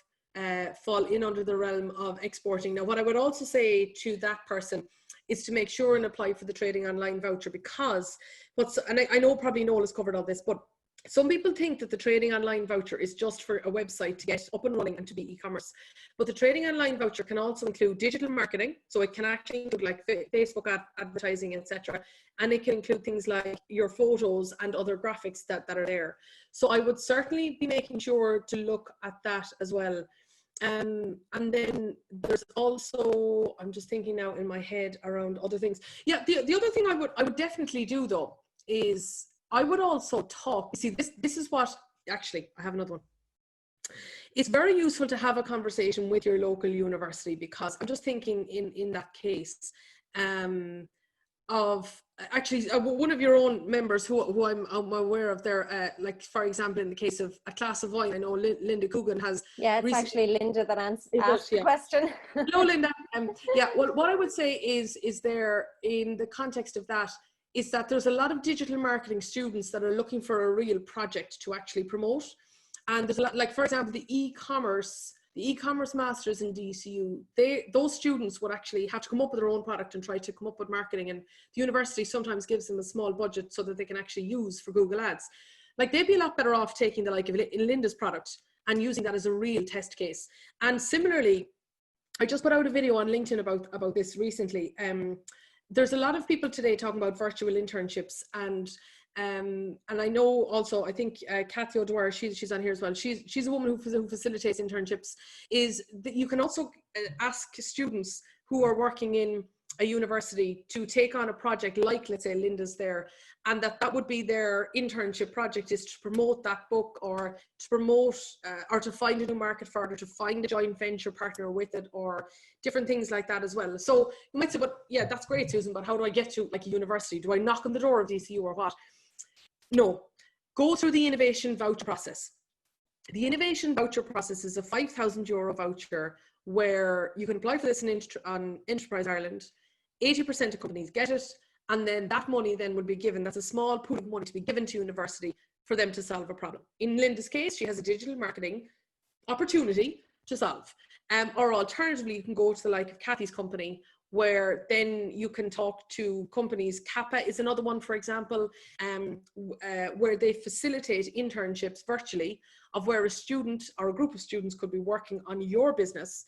And the work that they do on your business is sometimes free, sometimes you can offer to pay or whatever. And then they can apply their very, very recent training in applying to that. So there's lots and lots of ways. Just because you have something that sells online, but you don't have a thing, sometimes people think that there's a problem related to that. There isn't at all. Yeah, brilliant. And I think it goes back to what you were speaking about before, the fact that, you know, the problems are different now. Everything is virtual now. It is very different. And I think probably I was struck at the whole start of, you know, back in March. I remember chatting to my accountant, and he said there's so much going on at the moment, but he said one thing that I don't see an awful lot of is collaboration. So thinking about perhaps you know, a product or something that somebody else has that could benefit from maybe a pairing up with you. So it could be a wine brand or a wine importer or something like that in that sense. But anyway, thanks for that, Susan. That's great advice. And then the other thing, for SME supports, do you have to be a company? Innovation voucher, you do. You do need to be a company there. But for a lot of the others, the Leo, you don't. The Leo is more than understanding of looking at this from a wide variety of different services. Now, when we get into the individual ones, like when we get into the, let's say the food, any of the, say, let's say Tourism Ireland or Fáilte Ireland or anything where we get into the specific sectors, they have different rules as well. But there is a huge understanding, a huge sense of understanding that, like, SMEs in Ireland, first of all, 91% of companies in Ireland employ under 10 people, and SMEs in Ireland actually enable 1 million jobs to happen in the country. So as a result of that, they're of huge impact in the country, and therefore there is an understanding that they need to be supported as well. So no, you don't have to be. Sometimes you do, but you certainly don't have to be. Yeah, again, I would definitely direct people towards the local enterprise office, because they know this stuff inside out, like the back of their hand, and they'll be able to direct you. Okay, Susan, that's all I have. Fire away.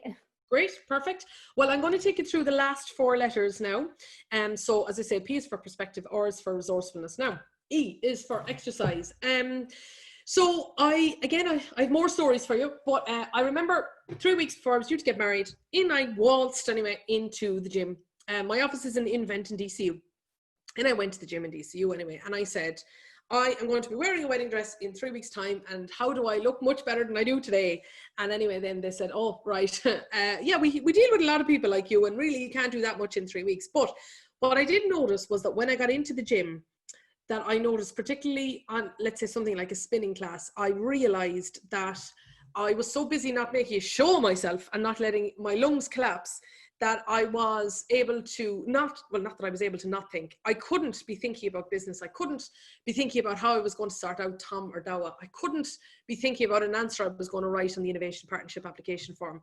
I solely had to focus on being here and now. And I realized as a result of that, that I was much clearer afterwards in my thinking.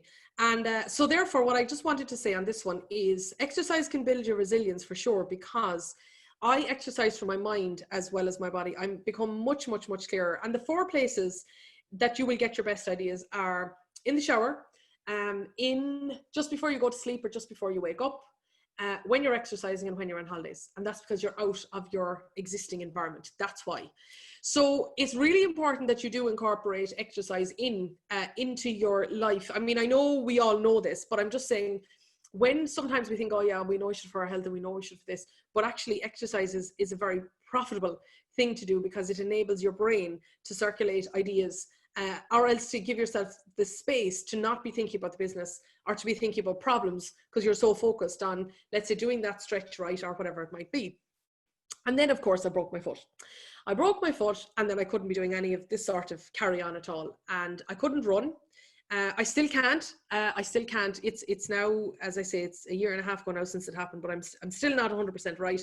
Very, very grateful for what I have got back and so on. But anyway, couldn't be running, no spinning, none of this, none of that, none of the other. And then I discovered the swimming pool. Because it's the only place I could actually exercise without standing or without putting pressure on my foot at all. And I think there is magic in that water. I really, really, really do. And I've missed it over lockdown. But swimming, I have found to be a place, and I've realized why. It's a place where I can truly get clarity on a lot of problems that I might be thinking about, or just pure ideas that need to come up in my brain. It's because I don't have a phone. Can't bring the phone underneath the water. So I have found swimming to be my thinking place. And I would have always said before, like, the idea of having half an hour to just sit and think would have been preposterous. There's no way I would have found that time at all until I started swimming. And then I realized that thinking time, I have gotten some of the clearest ideas. I only started last June. I've gotten some of the clearest answers to questions, like so clear in my mind as a result of being in that water about 20 minutes in, when I'm focusing on my breathing, focusing on the stroke, focusing on the monotony of being a goldfish, going up and down and up and down and up and down.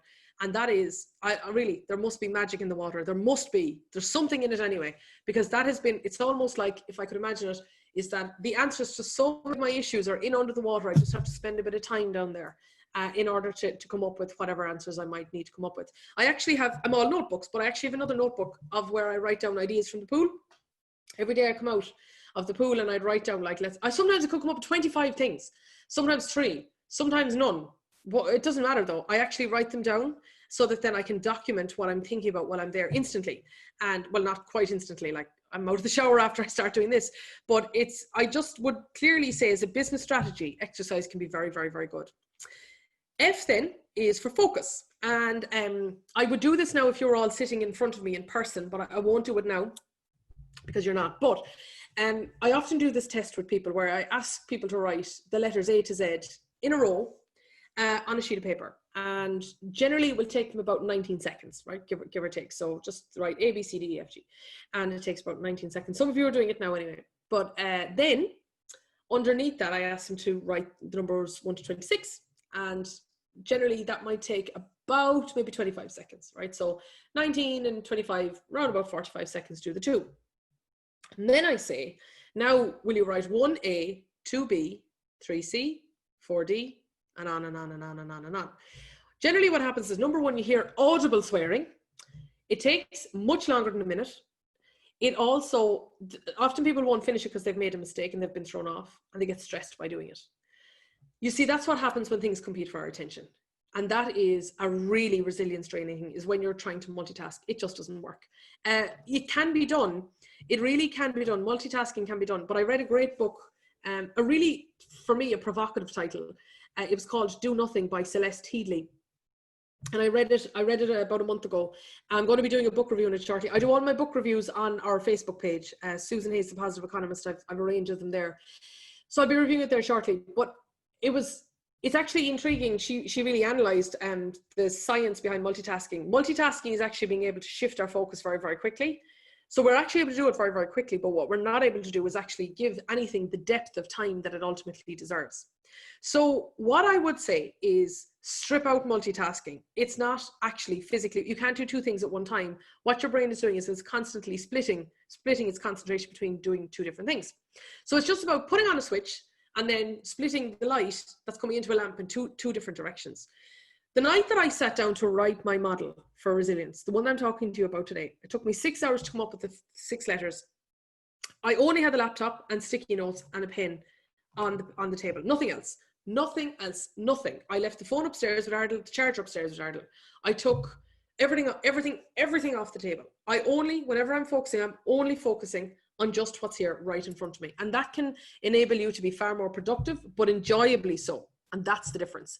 Another great book that I have learned, it's the I suppose, a corollary of Do Nothing. So Celeste Headley's book is about a lot more than what I've just described, but one of the things she looks at is multitasking. The other book I have often focused on, and I've reviewed this one, it's called Deep Work by Cal Newport. It's about doing the work that really matters. So he talks about shallow work, which is little small things that can take up huge amounts of our day. But if you look at people who are truly successful, maybe it's because they published a very significant paper or they wrote a book that was a bestseller.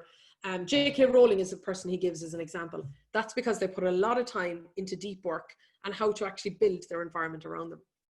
And then another thing that can ultimately drain both productivity and enjoyment is procrastination. So here's what procrastination looks like. So here we have, here's what success, I know what success is, right? Whatever it might be to you. And then I've emails and I've urgent calls and look, sure, it's Friday evening. Well, look, it's not. We'll do that next week. And I'll just do this one thing. I'll just check to see if I can get a flight on Ryanair to Spain in October. I'll just check that. And look, I'm tired now. I'll have a break now and I'll do it later. And I just do this random stuff. And someone rings here and I just tweet. And ultimately we get to the end of the week. And this is what success is clouded by all of these things. Now, I'm not going to be able to remove procrastination out of your life, but what I can very simply do is I can tell you, I can reveal to you what are your procrastinators. So how to do that is write down 6 things that you want to do. 6 things that you want to do, and then don't do anything until they're all done. And then what I want you to do is document what happens when you try to do that. I don't know why 6. I do not know why it's 6. But all I will say there is that just watch out what happens when you try to do just 6 things. Just 6. Just document what happens along the way. And what will happen along the way is your procrastinators, of course, will appear. Document them, and then you can decide if you want to move them on. So that's the fourth letter is F for focus. The next one is emotional leverage points. This is how to build your emotional leverage, how to build your emotional form at will. So I love this quote, which is, don't count the things you do, do the things that count. And I'm going to give you 3 daily habits that I have every single day. It only takes 21 days, by the way, to form a habit. So a lot of our habits, by the way, in the next to normal, as Sharon was mentioning earlier, are habitual by now. But I just want to tell you 3. Number 1, I always start off the day doing the most important thing. Not the hardest thing, not the nicest thing, not the longest thing, the most important thing. Always. I always start off by doing the most important thing. That's how I get a really good run at the day. The second thing I do is that I build a relationship every day. Yesterday, you all know that I took my dad out for Father's Day, as I say, and so on like that. And the 3 of us went out for lunch. That was my relationship yesterday. Today, I'm building my relationship with you. Later on, as I say, I'm going to see Ardal for the first time in 3.5 months. I'm going to catch up with my brother for coffee. I haven't seen him since Patrick's Day either, later on in the week. I have to have a couple of different meetings later on also in the week where I'm going to be totally focused on them. Tomorrow at 11 o'clock, all going well, we'll have our new recruit. All going well, we'll have our new recruit from DCU. She is who I'm going to build my relationship with. And when it comes to building relationships online, I know people are talking about Zoom fatigue and everything else. Thank God I haven't suffered it. And I've been on Zoom and Teams and WhatsApp and everything for the past 3.5 months. But I just see the person, I suppose, rather than the fact that they're on Zoom. And I settle in with them. You know, I have my coffee and I'll settle in with them, and I make an intention that this isn't a Zoom call, it's relationship building. Also, another thing that I do as well around building relationships is I have built a store of content on the positiveeconomist.com. Because oftentimes I've said to people, you know what now I think would be a good idea for your business is, but rather than just put it on an email to them, I'll actually post it on the blog, because I could, well, let's say what I mentioned there for Linda at a glass of wine, is that something like what I had mentioned there on the innovation voucher for her, or the virtual internships. I had a call with Kathy O'Dwyer last week, and I was talking to her about it. I've been talking to loads of people about virtual internships. So I put together a LinkedIn video. It's on my LinkedIn profile now. And I've had about 1,000 views of it. So now everyone can have access to the information that I'm ultimately having in terms of conversations with people. So 2 things I wanted to mention about that. One is that it's important to build a relationship with one person at least every day. And that's also hugely, obviously it's business rewarding, but it's very personally rewarding. And then the second thing is that whatever you find is helpful for people, if you're having repeated conversations with people, put it out so that everybody can then have access to it. And then the third thing that I do every single day, I've already mentioned this, is write down something that I've achieved so that it loops back into the meaning. So that every day when I finish the day, I thought about, okay, I made a difference today to somebody, or to me, or somebody made a difference to me, or I made an impact on someone, so that then that's the way in which I kind of, wrap the day up in a bow. And the last letter is something that so many of you mentioned in that first word cloud, is R for recharge. You probably know what this looks like. This is where you're in your bed thinking about work, and then you're on your work thinking about your bed. It's so important that you take care of you. I don't need to elaborate on this because I've already referred to it, but the kindness that you give to yourself. And I've so often had this conversation with my own mom. I think she's the most giving woman that I have ever met. And I sometimes wonder if she gives to herself. And if I offer to cook the dinner at home, no, she wouldn't know what you'd cook and your father wouldn't eat it. Or whether it is that I'll say, look, ma'am, I'm taking her out later on today. And, I'd say to her, look, ma'am, I'll get the dinner now today. No, sure, look, you're busy and you're this. Is simply let the kindness in. Let yourself be kind to you. And I so often, as I say, have this conversation, particularly with people who feel that they need to give all the time. Anyone who's on this call, you could be a mother, a father, a sister, a brother, a colleague, a friend, a cousin, a boss, a manager, self-employed, you're a supplier, you're a customer. You fulfill so many roles. And if you don't take care of the person underpinning all of that, it's simply not going to be sustainable. So it's not selfish to take care of yourself. It's selfless, because that is how you can ultimately give to the rest of the world. So to bring my part to a close, I just want to remind you of the 6 letters of prefer. P is for perspective, and that's where we spoke about having a sense of reality, having a sense of empathy, and having a sense of meaning. Resourcefulness is all about thinking about what can you do, and in order to build your finances. Particularly I spoke about the cash flow statement, I spoke about the different supports that are available to you, and also, like I mentioned, my spreadsheet as well, my opportunity spreadsheet. Exercises to strengthen your mind as well as your body, and to give you that sense of clarity to get the answers to the questions that are simply bubbling in your own mind. They just need time to come up. Focus, avoiding multitasking. It simply doesn't work, and to find your procrastinators and to deal with them. Emotional leverage points. They're your 3 daily habits. The ones that I have, I focus on the most important thing at the start of the day, build a relationship every day, and share. If I can be helpful to one person, it can be helpful to many. And then the third thing is writing down something I've achieved every day, and recharging. Recharging is so important. Recharging is not selfish, it's selfless. Sharon, back to you. Thank you so much. I'm just going to give you a little round of applause there. I know it's not possible in a real room, but I know it will be very, very loud. Thank you so much. You promised to build our mental and financial resilience, and I tell you, I am feeling much, much stronger than I was at 10 o'clock this morning. So thank you. And I think in particular, I'm sure I'm not on my own in saying this, thank you so much for your honesty.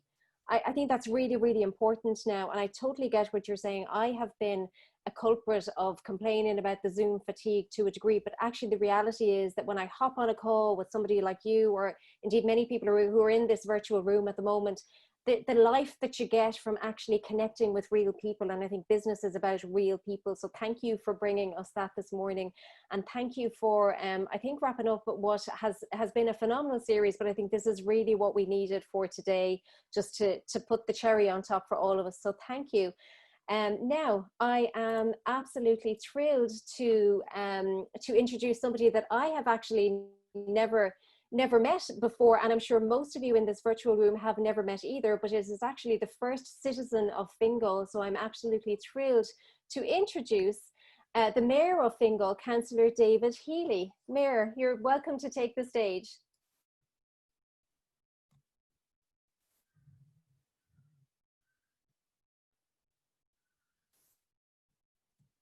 Now, hold on. Sorry, Mayor, I'm just going to unmute you there. I think I have it. There you go. Yeah. Right, sorry, muted there. Thanks very much, Sharon, and thanks, Susan, for the presentation. I'm afraid I was multitasking, but so I only caught the very end of it. Have we got there? Oh yeah. And actually, I see it's been recorded, so maybe it's something Sharon might share with me to grab back to, because certainly those points at the end did strike a few chords. I'm just here kind of formally to finish the series of webinars. I think it's a reflection of the changes that we've all experienced, and that Fingal as a council, including the Leo, have been facing and trying to work through. I've seen the changes in terms of the way the council meetings work, our area committees, our full council, the relationships between the councillors and the chief executive and that team. You know, the changes that we've had to experience and go through have been very significant. But of course, and you know, we're never forgetting that they're for an extraordinarily important reason. The Leo has been instrumental in completely reworking the way that it's been operating, and these webinars. I was aware, you know, previously of other training going on, but to see the shift to webinars happening so rapidly and so completely has been very impressive. And you know, my congratulations to Sharon and all of the Leo team for the way that they've achieved that.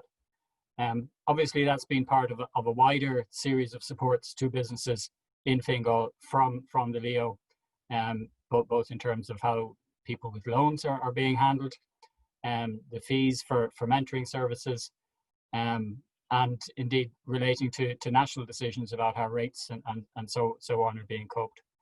And I suppose the key message from the Leo is that it remains available. The COVID crisis is not over. It's moving into a new phase, Fingal and the Leo remain available to work with businesses and with the whole community to deal with the ongoing challenges, social, health, personal, and of course economic that come about. So that's really the core message, that as we conclude this series of webinars, we look forward to supporting you in restarting, in starting new businesses, in reorganizing businesses, and in meeting the needs of the community. And thank you all for participating in the webinar. And of course, thank you to Susan for this one, and to the other presenters and trainers in the previous sessions. Thanks, Sharon. Thank you so much, Mayor. And yes, absolutely, just to reiterate that, Local Enterprise Office Fingal, I have the privilege of partnering with them for a number of different projects. And I have to say, the Trojan work that is being done behind the scenes. So as I think I was saying to Susan there the other day, it can seem so easy to hop onto a webinar for an hour or two and go through something, but actually the reality is very, very different. The amount of, it's a little bit like a business. So Susan was talking about the marketing, the sales, the admin, the paperwork, all of that stuff. So thank you for acknowledging that, Mayor. And just I want to thank Helena Humphreys, who's on the call from Leo Fingal, and Oisin, Martin, Alvaro, Liz, Jackie, Martin, so many people in there who do great work, and of course Ken as well. And that has enabled us to be here with you this morning. Obviously the businesses in Fingal are the reason that we're here, and it's our meaning. Susan talked about meaning earlier on in the webinar, and it's our meaning to know that we're, I suppose we're all cogs in that machine of the economy.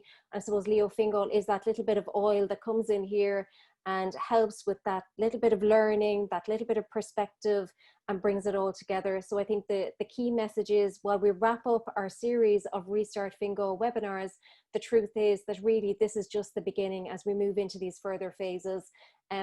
Leo Fingal has been here for you since way before last March. We've definitely ramped it up in March, but we will continue to be here to support and help you in whatever way we can. So make sure you are signed up to the newsletter, localenterprise.ie/Fingal, and that newsletter is there. And that way you're never missing out on any of the good stuff that's happening in terms of supports, and indeed the grants that Susan talked about, and in particular as well, just understanding what other organizations can help you as well. So all of those connections, all of that goodness is there, and that's our job. It's there to support you.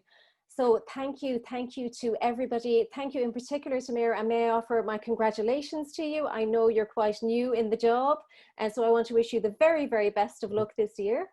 And I look forward to seeing you again. And I'm sure many's the occasion, as you know, we'll keep plowing through. Again, thank you so much, Susan HayesCulleton. You have been an inspiration. I was just seeing all the things in the chat there talking about what a brilliant presentation it was. And again, thank you for your honesty, and thank you for everything you shared today. It was just pure gold. So on behalf of Leo Fingal and myself, I want to say thank you and goodbye to everybody. Take care. Thank you.